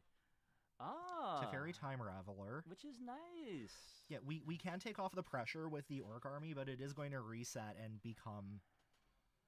And it's going to die. And give you a new Orc army. Yes. But still, this is taking a significant amount of pressure off of Sunny here, so unless Dylan can come up with more damage... And here comes the... Nihil Spellbomb? Nihil Spellbomb, thank you. So... How many cards are we down to in Dylan's library? It's got to be in the single digits now, right? I don't know. He has another... So, fetching another Mystic Sanctuary, and I believe we're responding... Or maybe we're responding to the Spellbomb with that. It looks like he is. Trying to get the Entreat. Yeah, trying to buy back the Entreat the Angels. Although, honestly, Terminus might just lock this game up for Sunny. Potentially. Because at this point we know that thanks to the previous Terminus, the bottom cards of Dylan's deck are just Murktides and Catherines. Unless he can shuffle. Yes, but I think those are the only cards that are left. and at this point, you can try and play those. Is Dylan scooping? Dylan scooping it up. That's amazing. All right, good job, Sunny. Like you kind of called it about just this game potentially coming down to decking from up the beanstalk. I was really close. 20 minutes, 25 minutes. It's actually under, like you said. But yeah, 20, very close to that. Now, looking into sideboards, what types of tools are we looking to potentially bring in here? Well, I think Dylan would want to bring in endurances at this point. Do we have any of those on his side? I don't know. Or more Orcish Bowmasters.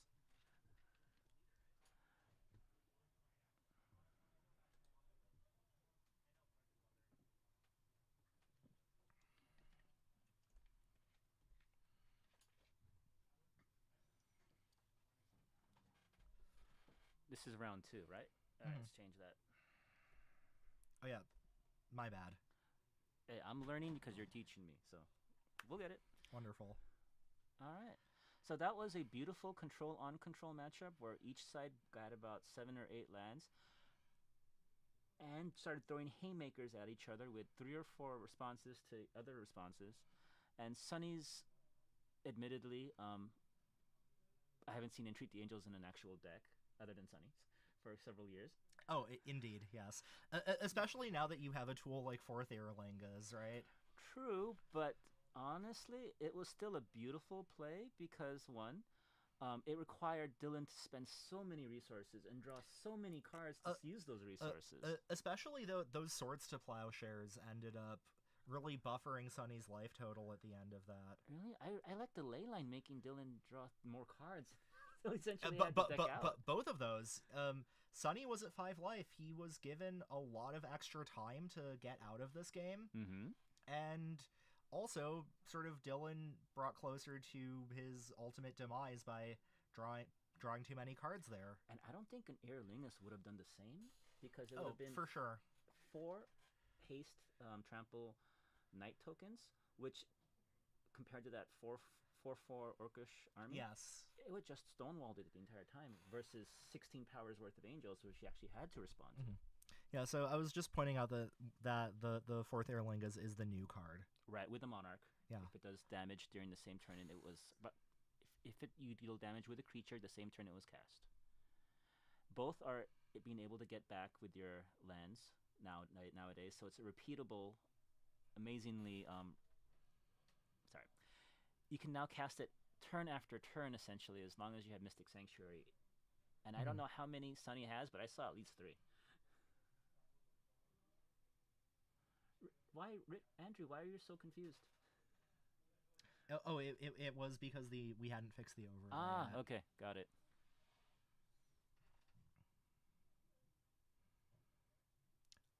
How do we feel about Dylan's Jane Silent Bob playmat? I think it's a beautiful monument to a more peaceful / less confusing time.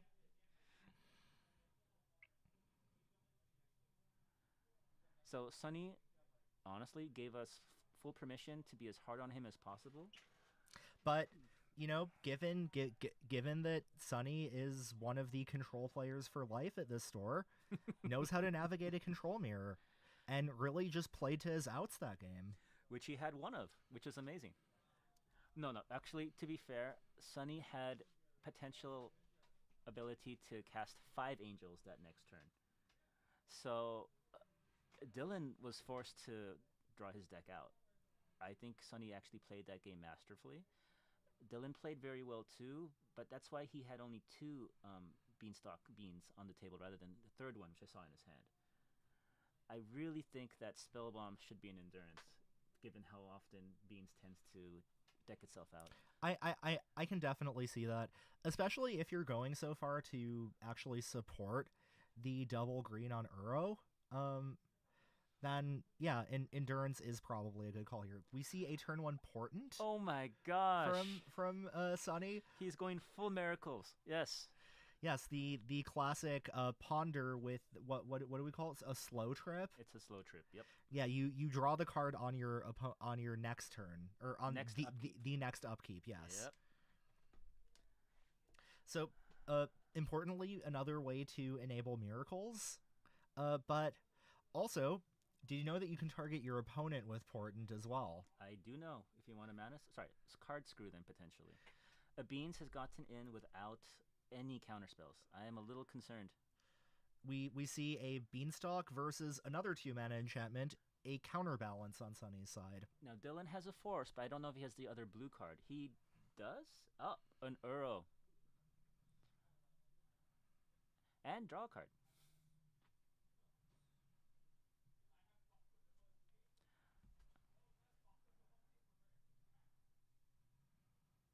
So actually Dylan has a lot of win conditions. I'm thinking it's at least 3 Catherines, 2 or 3 Uros. And some number of Murktides as well. At least 1 or 2 Murktides that we saw. Right. Well, Sunny has Planeswalkers, because we saw a dog.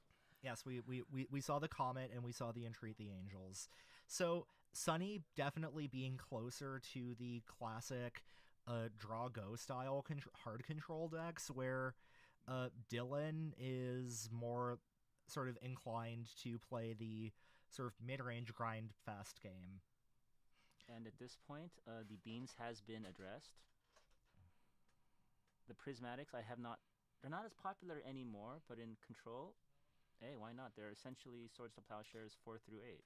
Yes, it's very much a card that you saw displaced by Leyline Binding, but there is a significant trade-off adopting it over Prismatic Ending, and it seems like if your plan is to play one of these Jeskai control decks, Prismatic Ending is still the way to go. Now, the sorcery speed is a little painful, but he doesn't have to twist his mana base into 4 or 5 colors. And being able to play it as early as turn 1 is also very useful. Right, and I'm confusing it with another card. I thought it could hit Urza Saga, but it can't. That will be March of Otherworldly, yes, right? Which I think is a good card as well, but no one plays it right now. Yeah, I think the downside is just that it consistently trades down on mana. Yes. Where Prismatic Ending trades more evenly, which is kind of... It makes Thalias, yes. The special thing about that card. 2 mana Thalias get killed by 2 mana Prismatics. So Brainstorm, 3 cards, looking to pick up a land and what looks like a Lorien Revealed and a Murktide Regent. So I think if we're in Dylan's seat here, well, what's funny is I feel like we do have the more crushing endgame with our Up the Beanstalk engine here. But at the same time, I would say that Dylan is also solidly the aggressor in this matchup. Yes, although I'd have to say Sunny is full control, and while I honestly thought Sunny would have been out-card advantage the last game, his impactful spells are more impactful than Dylan's. His haymakers essentially do more damage. Yeah, or rather, right, Dylan's win conditions, aside from Uro, are mostly just big creatures with stats, right? Right, well, Sunny is tokens for days. Mm-hmm. Now, a dragon is always a scary card, except when you're having 3 Swords of Plowshares in your hands. Yes, so in response, we look to be fetching out a Mystic Sanctuary. And what are we what are we targeting with it? That's fine. I don't think Sunny's concerned. So force back on the counter spell and putting a Swords to Plowshares. So we do have an answer for this Murktide lined up here. And at this point, how many cards does Dylan have in hand? Dylan looks to be down to 1 card here. Amazing. I mean, it does look like he has drawn 1 more land than Sunny. Sunny looking to make his 5th land drop now. Maybe another Mystic Sanctuary? Maybe, because then he'll put the Lorien back on top. Yes, and that gives you exactly 5 mana to draw 3 cards. So Sunny barring a very good top deck from Dylan here, most likely an Up the Beanstalk, it looks like Sunny is going to be able to fuel up before Dylan does, which very often is usually how control mirrors end. Unless you have a haymaker like the last game. Yes. Was that an Uro off the top for Dylan? It looks like you're right. Yes. So, okay. And swords immediately. And immediately swords where you gain the card and the draw 3 life. And unless we're going to kind of the end game here, life total's not necessarily, or in order of priority, the least important resource in this matchup. And we have that's going to be painful. Bowmasters in response.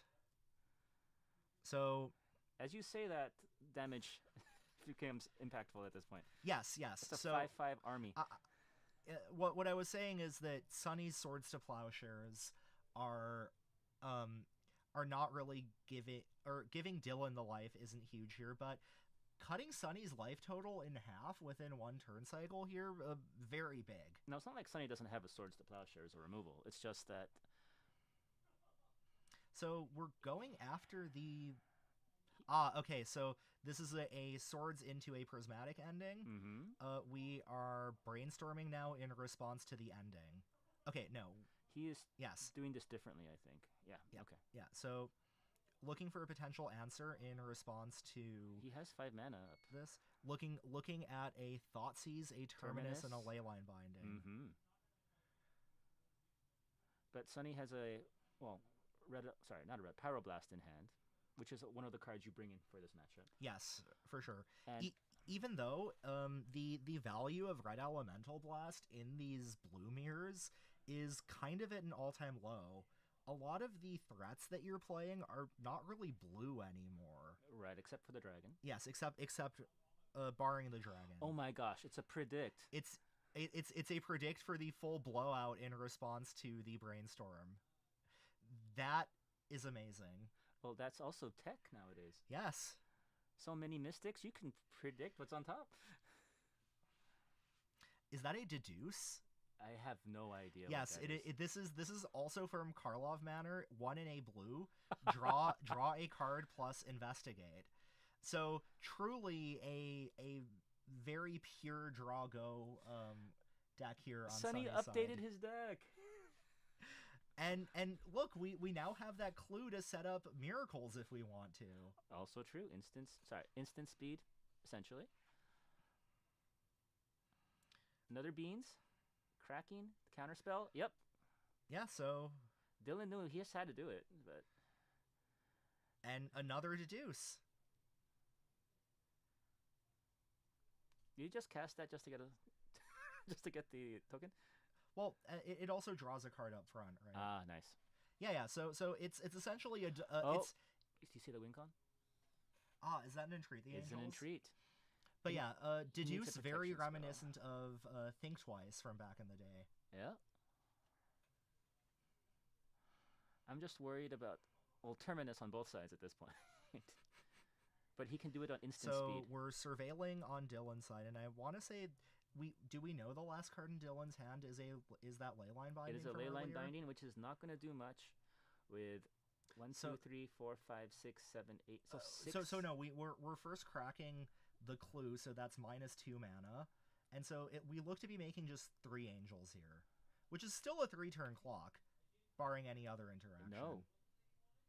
He did it hard cast sorcery. Oh, this is on his draw on his step. draw step. Backed up by a Pyroblast. And one of those is gone now. Dylan is scooping. Dylan scoops it up. Wow. Sunny, there's nothing to... Sunny putting on an absolute masterclass for how to navigate these control mirrors. There's nothing we can criticize you on. Yeah. We wanted to be hard on you, but I really didn't find too many mistakes.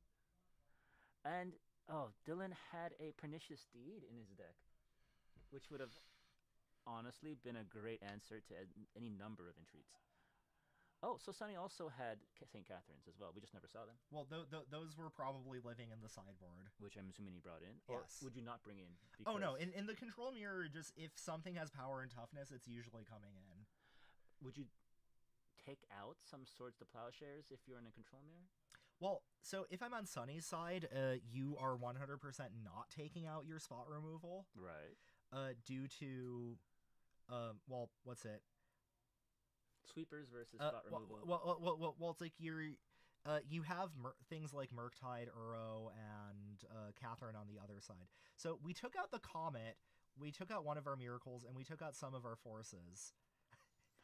Showing off the Alpine Moon. Is that? There. Oh my gosh! There's a Saga tech I know, but still, wow. Oh, I guess also Dark Depths.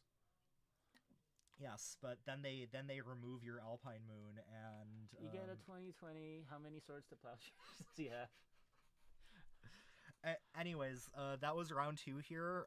We'll see what we're gonna do next, but stay tuned and don't go anywhere. That was actually a very quick control match. Both players played very quickly. Bless you. Thank you. In between round.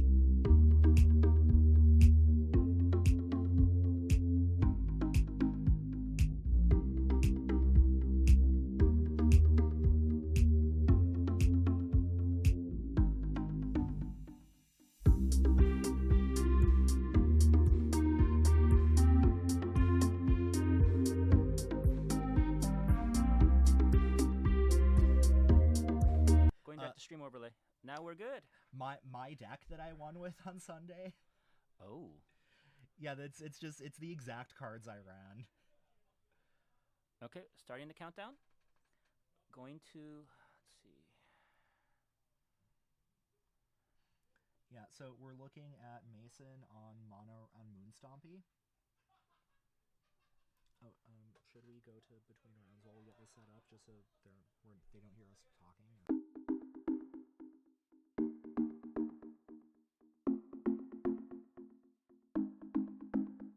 All right, going back.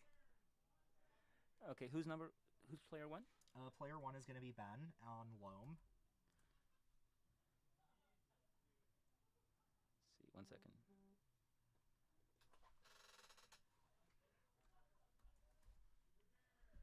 Repair? They didn't say repair, did they? Okay, well, there looks to be a repair. Okay. Okay, stay tuned. I will figure out who is going to be on camera.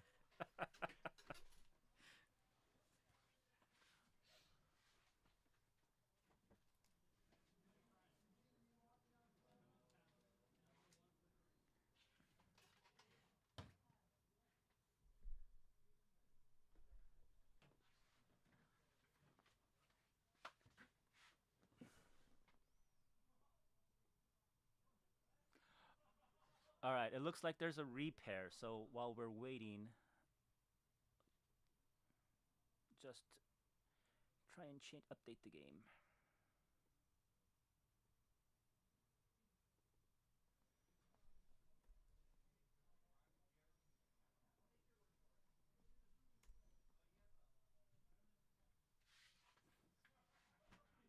Okay, very different matchup we have going on here. All right. This is going to be Ben on Loam, some number of colors. Okay. And He's still player 1, right? yes, and if I had to guess, Ben is probably on his usual 4-color Loam. And we have Steven on the other side. Oh, Steven! On Ruby Storm. Oh, Lord. This is going to be interesting. This might be a fast one.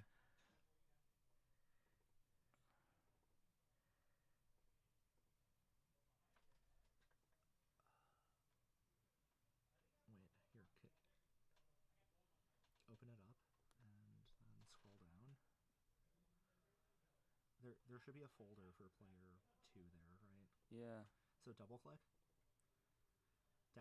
Deck 2. Perfect.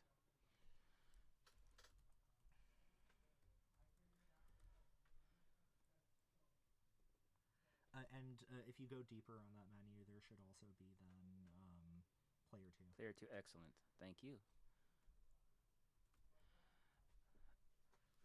Now, Steven is our resident combo lover. Combo lover and brewmaster extraordinaire. He's never picked a combo that hasn't been rogue at this point. And Ben, he, like we said earlier in our cast. Honestly, it's always a lot of fun to play against Steven because you really never know what you're going to be up against, right? Other than it's going to be multiple spells a turn if he goes off. Yes. And Indeed. with Ben, it's a version of Maverick with either potential a Merit Lage or a Dak Faden on occasion, which is a lovely brew that he has. What I'm curious to see here is if Steven is going to be on the bonus round version of Ruby Storm or not. That's a card. Remind me, was bonus round a card from Cold Snap or no? Oh, no. I don't believe so. No, I think it might have been Commander. For some reason, the art makes me think of a Cold Snap card. So, taking a look at Ben's list, this looks to be all the colors except blue. Oh, so he's not running Dak Faden today. No. This looks to be, we have red for Punishing Fire, Minsk and Boo. Oh, he is running a Lava Spur Boots. Yes, this is a For Urza Saga build of Loam. Makes sense. And potentially what we might see here is a Knight of the Reliquary with haste, which is disgusting. Oh, I was really hoping to see a Dark Depths in here to make that a hasty 21-20. Mm-hmm. But it looks like that particular combo is not in here. However, a card you don't often see in Legacy anymore on Ben's side, 4 copies of Dark Confidant. Why not? I mean, it's very good off of a turn 1 Mox Diamond. So players currently die. looking at their opening hands, and it looks like Very both people quick. are playing 7. But Ben, you have to kill it. Ben with the ideal start for this deck, which a turn 1 Mox Diamond, pitching an Urza Saga, and just getting back your fetch land and Right. Urza Saga. And So I think Steven with a ruby. With the sandstone. Sandstone Needle, yes.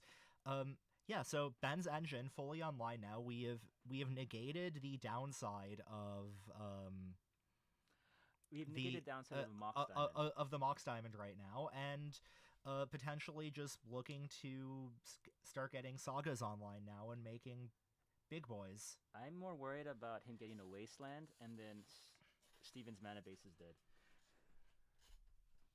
Yeah, although I believe this deck does also run a decent number of basics, but It does. as we see, basic Mountain from Steven, so access to 3 mana on board currently. Turn 2. Now, Ben does not really have So, an answer. I see a lot of For mana. Storm. I see a Seething Song, a Rite of Flame, and a Lotus Petal, along with a Burning Wish here.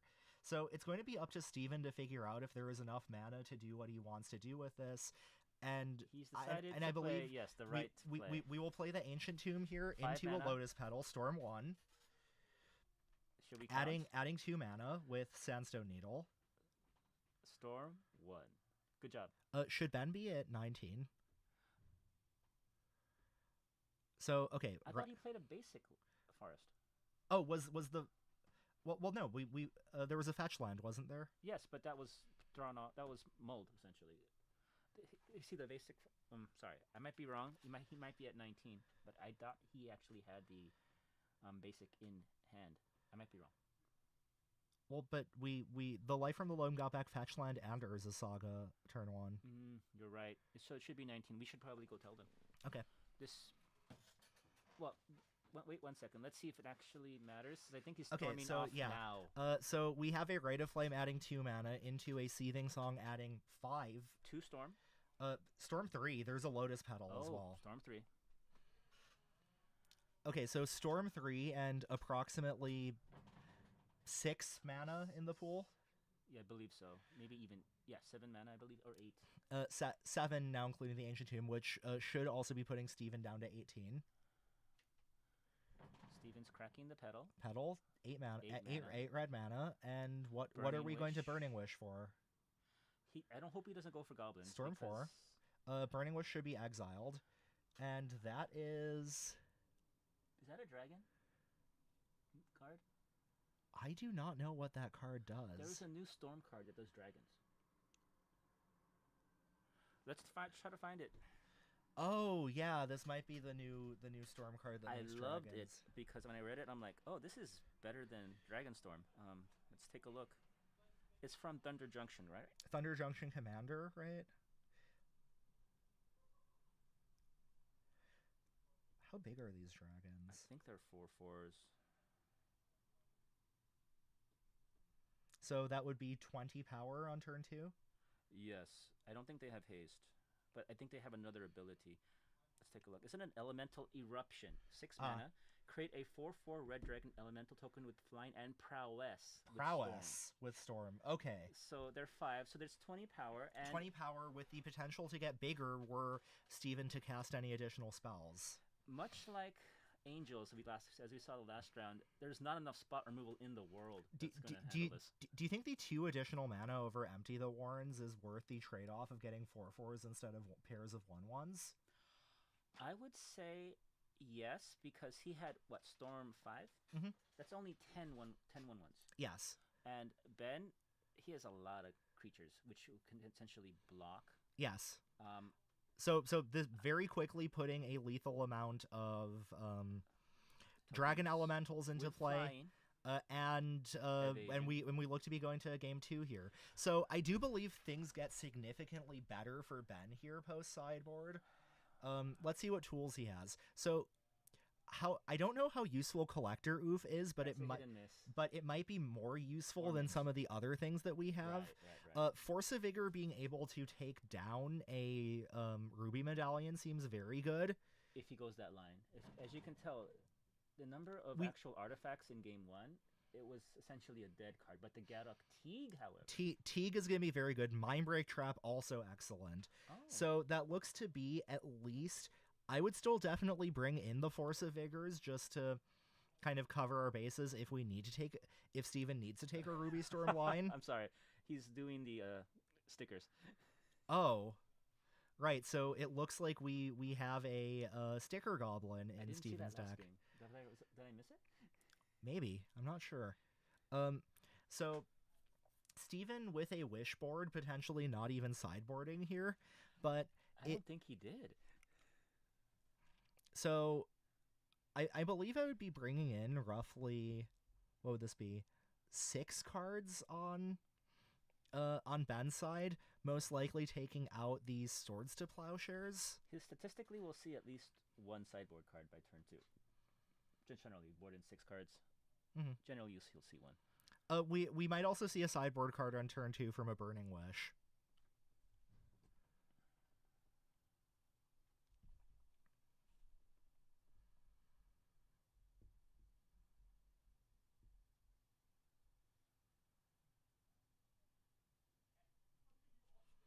Okay, so looking at an opening hand, we have a Faithless Looting, some Burning Wishes, and some mana. So mana and business, maybe not the right mix, but nothing a second Rite of Flame off the top can't fix. Basic mountain, pass. Okay. What happens turn 2? This is where a lot of this hate comes in. Oh, there we go. And we have a Collector Oof, which currently is not doing anything I don't think there's any to artifacts Steven's in that hand here. And with Ben being tapped out here, we do have a clear road for the Goblin to come in. So yes, we have a Rite of Flame, which is going to add 2 mana. The second one is going to add 3. Right. So currently up to 4 mana in the pool, Storm 2. With potential 6 if he taps that Ancient Tomb. Yes. And stickers coming in. Yeah. Sticker Goblin. Which one is it? How much mana is this one going to add? I don't think we saw which. We can't really make out what the stickers themselves are, but we'll take Steven's word for it. Is that a 10? Did that add? The highest you can go is 6. Oh yeah. But 6 plus 6 is 12. Okay, so we have 2 colorless now, and is that 5 red? Possibly. Burning Wish, but that's only 5. So am I wrong about the mana? He can go off with that dragon right now. He does. We're doing this again on turn 2, and it looks 1, like 2, 3, 4, 5. It's 5. It's going to be 20 power again, 22 power if you include the sticker goblin. Dang it! Ben used to be in love with Ethosworn Canonist, which in this matchup I think is actually impactful versus the for sure. I know that Steven most likely has a fair share of. Oh, we are discarding this? Are we planning on casting a Mizzix Mastery on it? He's still going. What's going on? There's no Mind Break Trap, so... We are casting a Mizzix Mastery on... He's getting it back. Everything back. Well, I don't think we're quite overloading it. We're just making some extra dragons because... And we see the Mind Break Trap. Is that on the first one or the second one? Did he get any dragon? He just got 1 dragon, right? So this would be on all of them. Okay, so then that dragon is not actually in play. Okay. No. It's not a dragon. It's a sorcerer, right? And it should be an exile, right? Mm-hmm. Oh no. That's the mastery is in the graveyard right now. Right. Okay, so Mind Trap very useful there. Punishing Fire going to take out the Mind Goblin and attacking. Maze of Ith. I don't know. I think Steven used most of his resources on that. Looks to have walked right into a Mind Break Trap. Don't we all? If we don't play blue. I don't think he brought in Pyroblast.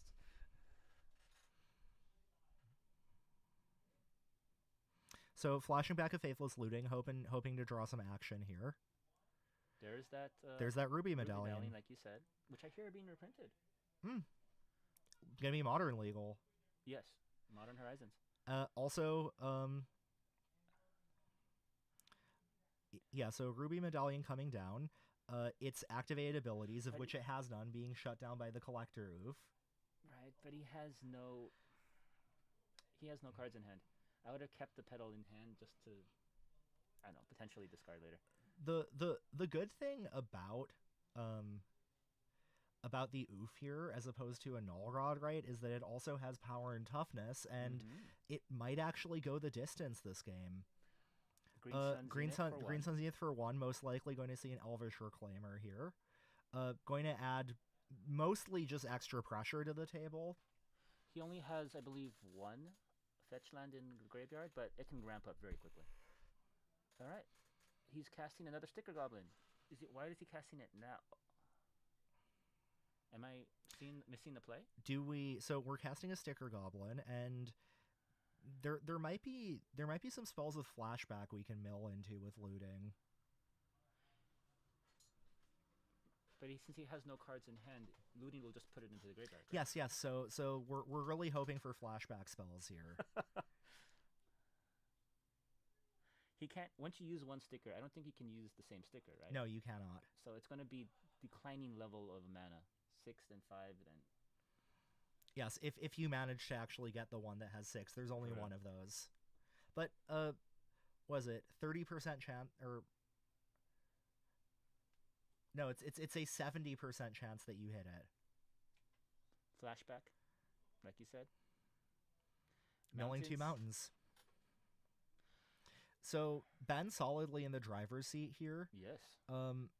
Honestly, probably not looking to trade this collector oof, but at the same time, more impactful by the fact that it is a creature than it being anything else really. Stopping doesn't really stop. It stops 1 man at this point. But Ben also has a Swords to Plowshares in hand, so it's not really a trade if that's what we're concerned about. Just passing the turn. Well, Ben, the long game favors Ben at this point because he's just going to get land. So we're rotating out this Maze of Ith. Are we getting potentially a Grove of the Burn Willows here to get back that Punishing Fire? Okay, we are planning on surveilling. Maybe setting up our next draw step. And like you said, almost every deck that has fetches and can afford it is using these surveil lands because it's free information. Yeah, I mean, how often do you find yourself in Legacy just playing a fetch land and passing and not using your mana on turn 1? Getting to turn your fetch land into essentially a Consider is very good. Especially as it's for free, and it can save you several $100s since you don't have to buy that dual land. Yes, William very much drawing attention to the fact that we've seen... It is a Volrath stronghold, like you said.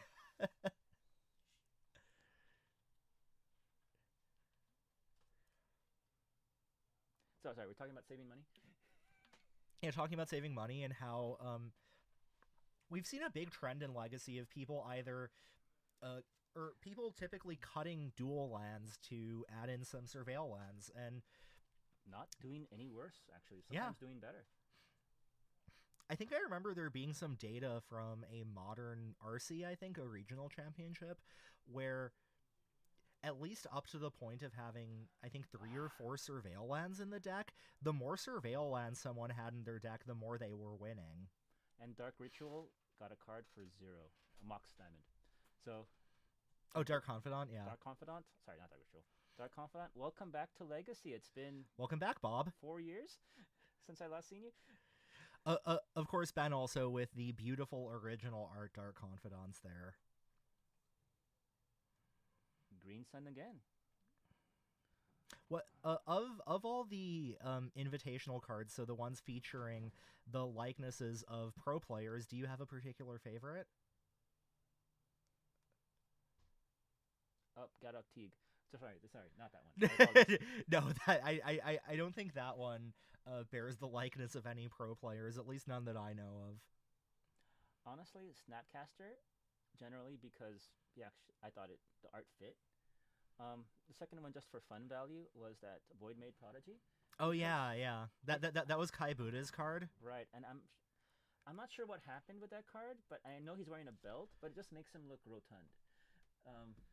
Large and in charge, and I don't think that was what Kai really wanted. Yeah, for sure.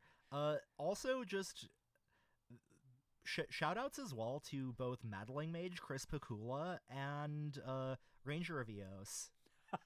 Antoine Ruel, I think. I feel bad for his Meddling Mage card. Why not? Why? because they redid the art. I mean, that's not him. I mean, they've redone the art on all of these at this point, including Snapcaster Mage and Dark Confidant. True, but not a gender change. Oh, fair enough.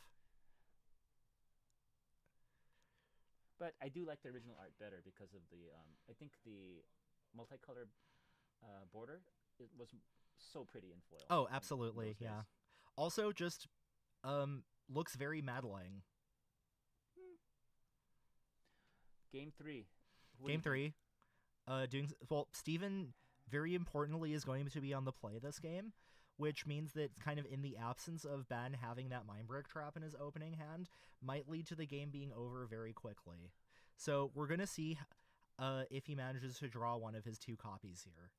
Honestly, I think Steven has to go for it. The longer the game goes, the stronger. Yeah, if you're in Ben's seat, you're either looking for a Mindbreak trap or a very quick Mox Diamond into Zenith Fatigue start, right? I would hard mull into it, hoping Steven just doesn't have the Pyroblast.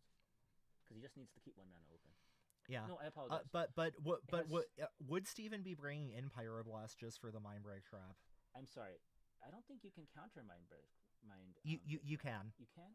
Okay. You can, but it is indeed the only blue card in Ben's deck, so I don't know if it's worth diluting your deck, and I think the real thing that you would have to set up is a Storm turn in which you can play multiple Haymakers at the same time. So potentially looking to bait out the Mindbreak trap by Burning Wishing for one thing, and then potentially going for another thing after that. So the longer setup will open you up more to the permanent-based disruption on Ben's side. I'm worried about Gadok Teague. Yes, absolutely.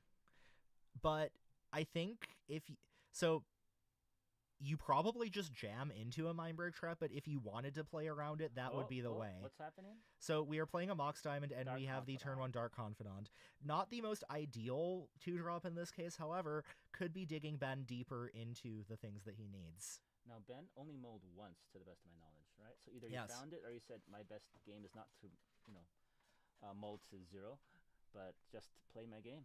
Try to get to 3 mana, which shouldn't be that hard. The timer's frozen.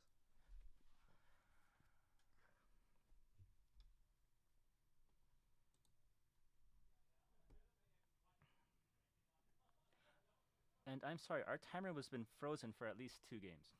Yeah. So I don't So actually know what it is. this is not an accurate amount of time in the round. Apologies for that. Trying to figure out the technology over here.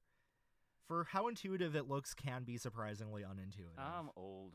I'm not supposed to understand it anyways. All right, we're good. Okay, so we see a turn 2 Burning Wish from Steven off of that. Ooh. And followed up by revealing another Bob to Bob and a Wasteland on the Ancient Tomb there. What did we grab off of the Burning Wish? Is it the Dragon card? I want to call it Dragon Storm, but that's already a card that exists. It is. Something elemental? Card again. Yes. 1 sec. Elemental Eruption. Elemental Eruption. Such a simple name, actually. Very easy. Buy your Elemental Eruptions now before they go up in price. It's currently 86 cents. Buy them before they hit $1. And honestly, it's a beautiful Storm card. The problem is it doesn't have haste. Second Burning Wish from Steven, and this one looked to have picked up a Faithless Looting, trying to dig deeper for some mana. Is he discarding the Elemental Interruption? He's drawing 2 yeah, cards first. it looks like we're trying to set up a Mizzix Mastery on this to buy it back. So discarding 2, a Mountain and our Elemental Eruption. Then we have no mana floating, but he has a Simian in hand. Yes. Discarding the Mastery. Okay. I don't. So now, okay, yeah, we have another Mastery in hand. And we have a Minx and Boo. Flipping a Minsk and Boo, That's which gonna hurt. Not castable this turn, but also can end games very quickly. Right. At this point, Ben is. If he has a Green Sun Zenith, I think this is game. But if he doesn't, giving Steven one more turn could be. Did you see that? I think that was a Mindbreak trap in Ben's hand. Did he draw it? Yep. Sorry, I can't see because it's barely blue anymore. Yeah. So Thankfully for everyone interested in MTG Finance, new Outlaws of Thunder Junction Mindbreak Traps a lot cheaper than the original Zendikar ones. However, definitely one of the more hideous cards I've seen in a while. Or one of the more hideous card frames art I've is seen in a while. Subjective. I mean, that's why I said that I've seen. Oh, he only cast 2 spells. But this is going to be the third. Okay. It's happening now. Ben does it.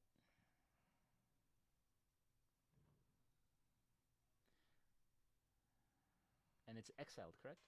Yes. Okay. So, another mastery off the top, not going to be able to get back the Elemental Eruption.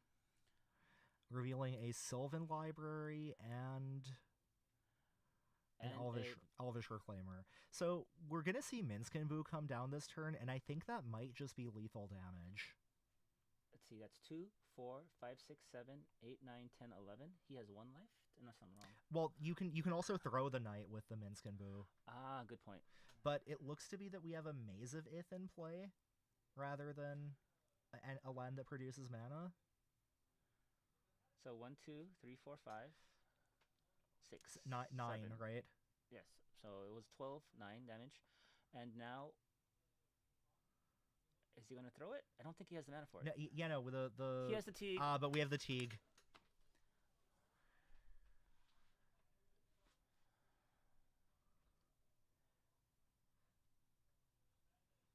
You know, speaking from my death and taxes roots, good job, Ben. That was a hard-fought game. And yes, your 2 of Mindbreak Traps were worthy of the sideboard space. Oh, absolutely. Especially here at Spellhold, we do have our fair share of combo lovers. But most of the combo isn't... Sorry. Most of the combo tends to be very difficult to actually counter. We tap all our lands, reveal our hand, and this looks to be a concession on... Oh, He's right. just blocking. No. They cost less mana, right? Yeah. He's just blocking with them. But he's still going to die unless Ben has the worst top decks in the world. But I don't think there's even enough to get 12 damage. Oh, and a fling, like you said. I see, yeah. So we attacked with Knight to generate the extra mana there. And then Maze of Ith to untap it. Yes, okay. To sack the Maze of Ith to get a land, to get the mana for the Mix and Boo. And yeah, that looks to be the match. We'll see if we can find a backup match for you all, but... Steven generally likes to play in another game, but yeah, let's see if he'll give in. It's not 43 minutes, but that was quick 2-0, so... No, Steven won game Steven one. won game 1. You're right, Yeah, putting 20 power into play on turn 2. That was still very, very fun looking. So I'm glad Steven's enjoying this Ruby Storm deck with a faster finish. He doesn't need, honestly, more than 3, I think, to actually generate enough to win the game next turn. Yeah. Shall I go take a look if we want anyone to... Yeah. If anyone's willing to move over? Sounds good.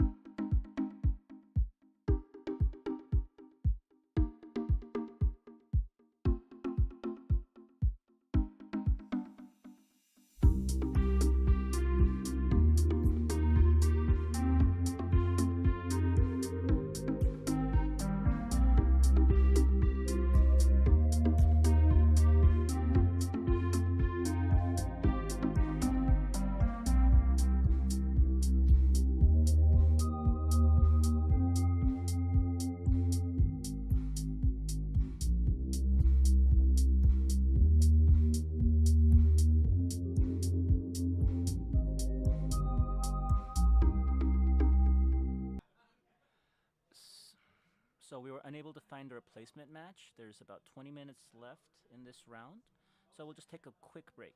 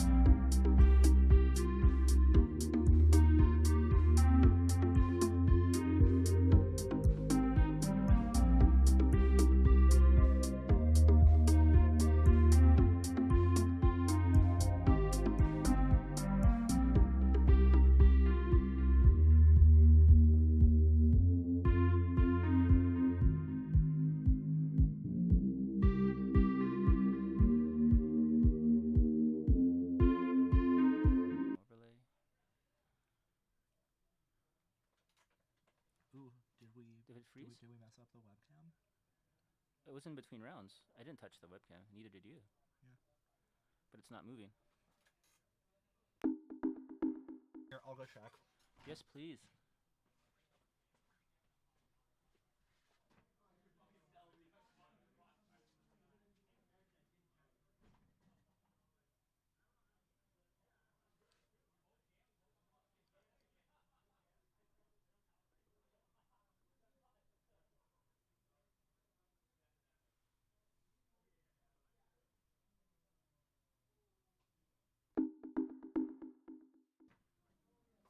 So when Hey. it's here, all you Yeah. have to do is pull this, Okay.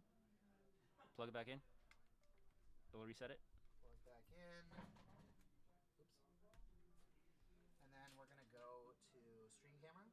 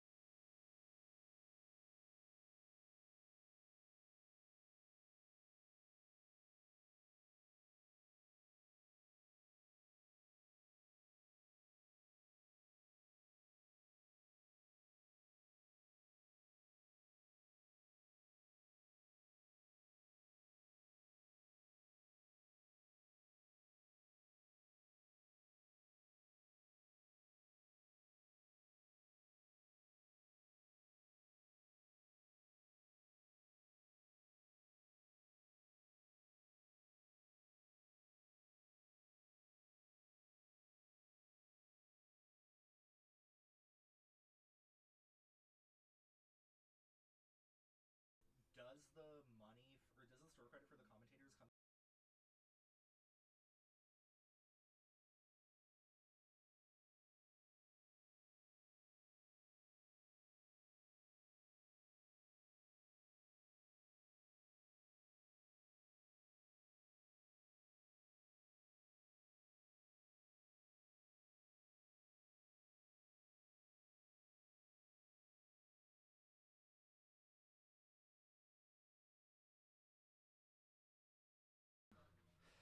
Hey everyone, it's Eugene. We are having technical difficulties with the camera tonight, so we are going to call it. Sorry for not being able to get round 4 there, but we will be back in 2 weeks on the 21st for another round of Tuesday Night Legacy. And hopefully we'll have a special, very special guest that week. And we'll tell you more about it once that's confirmed. All right.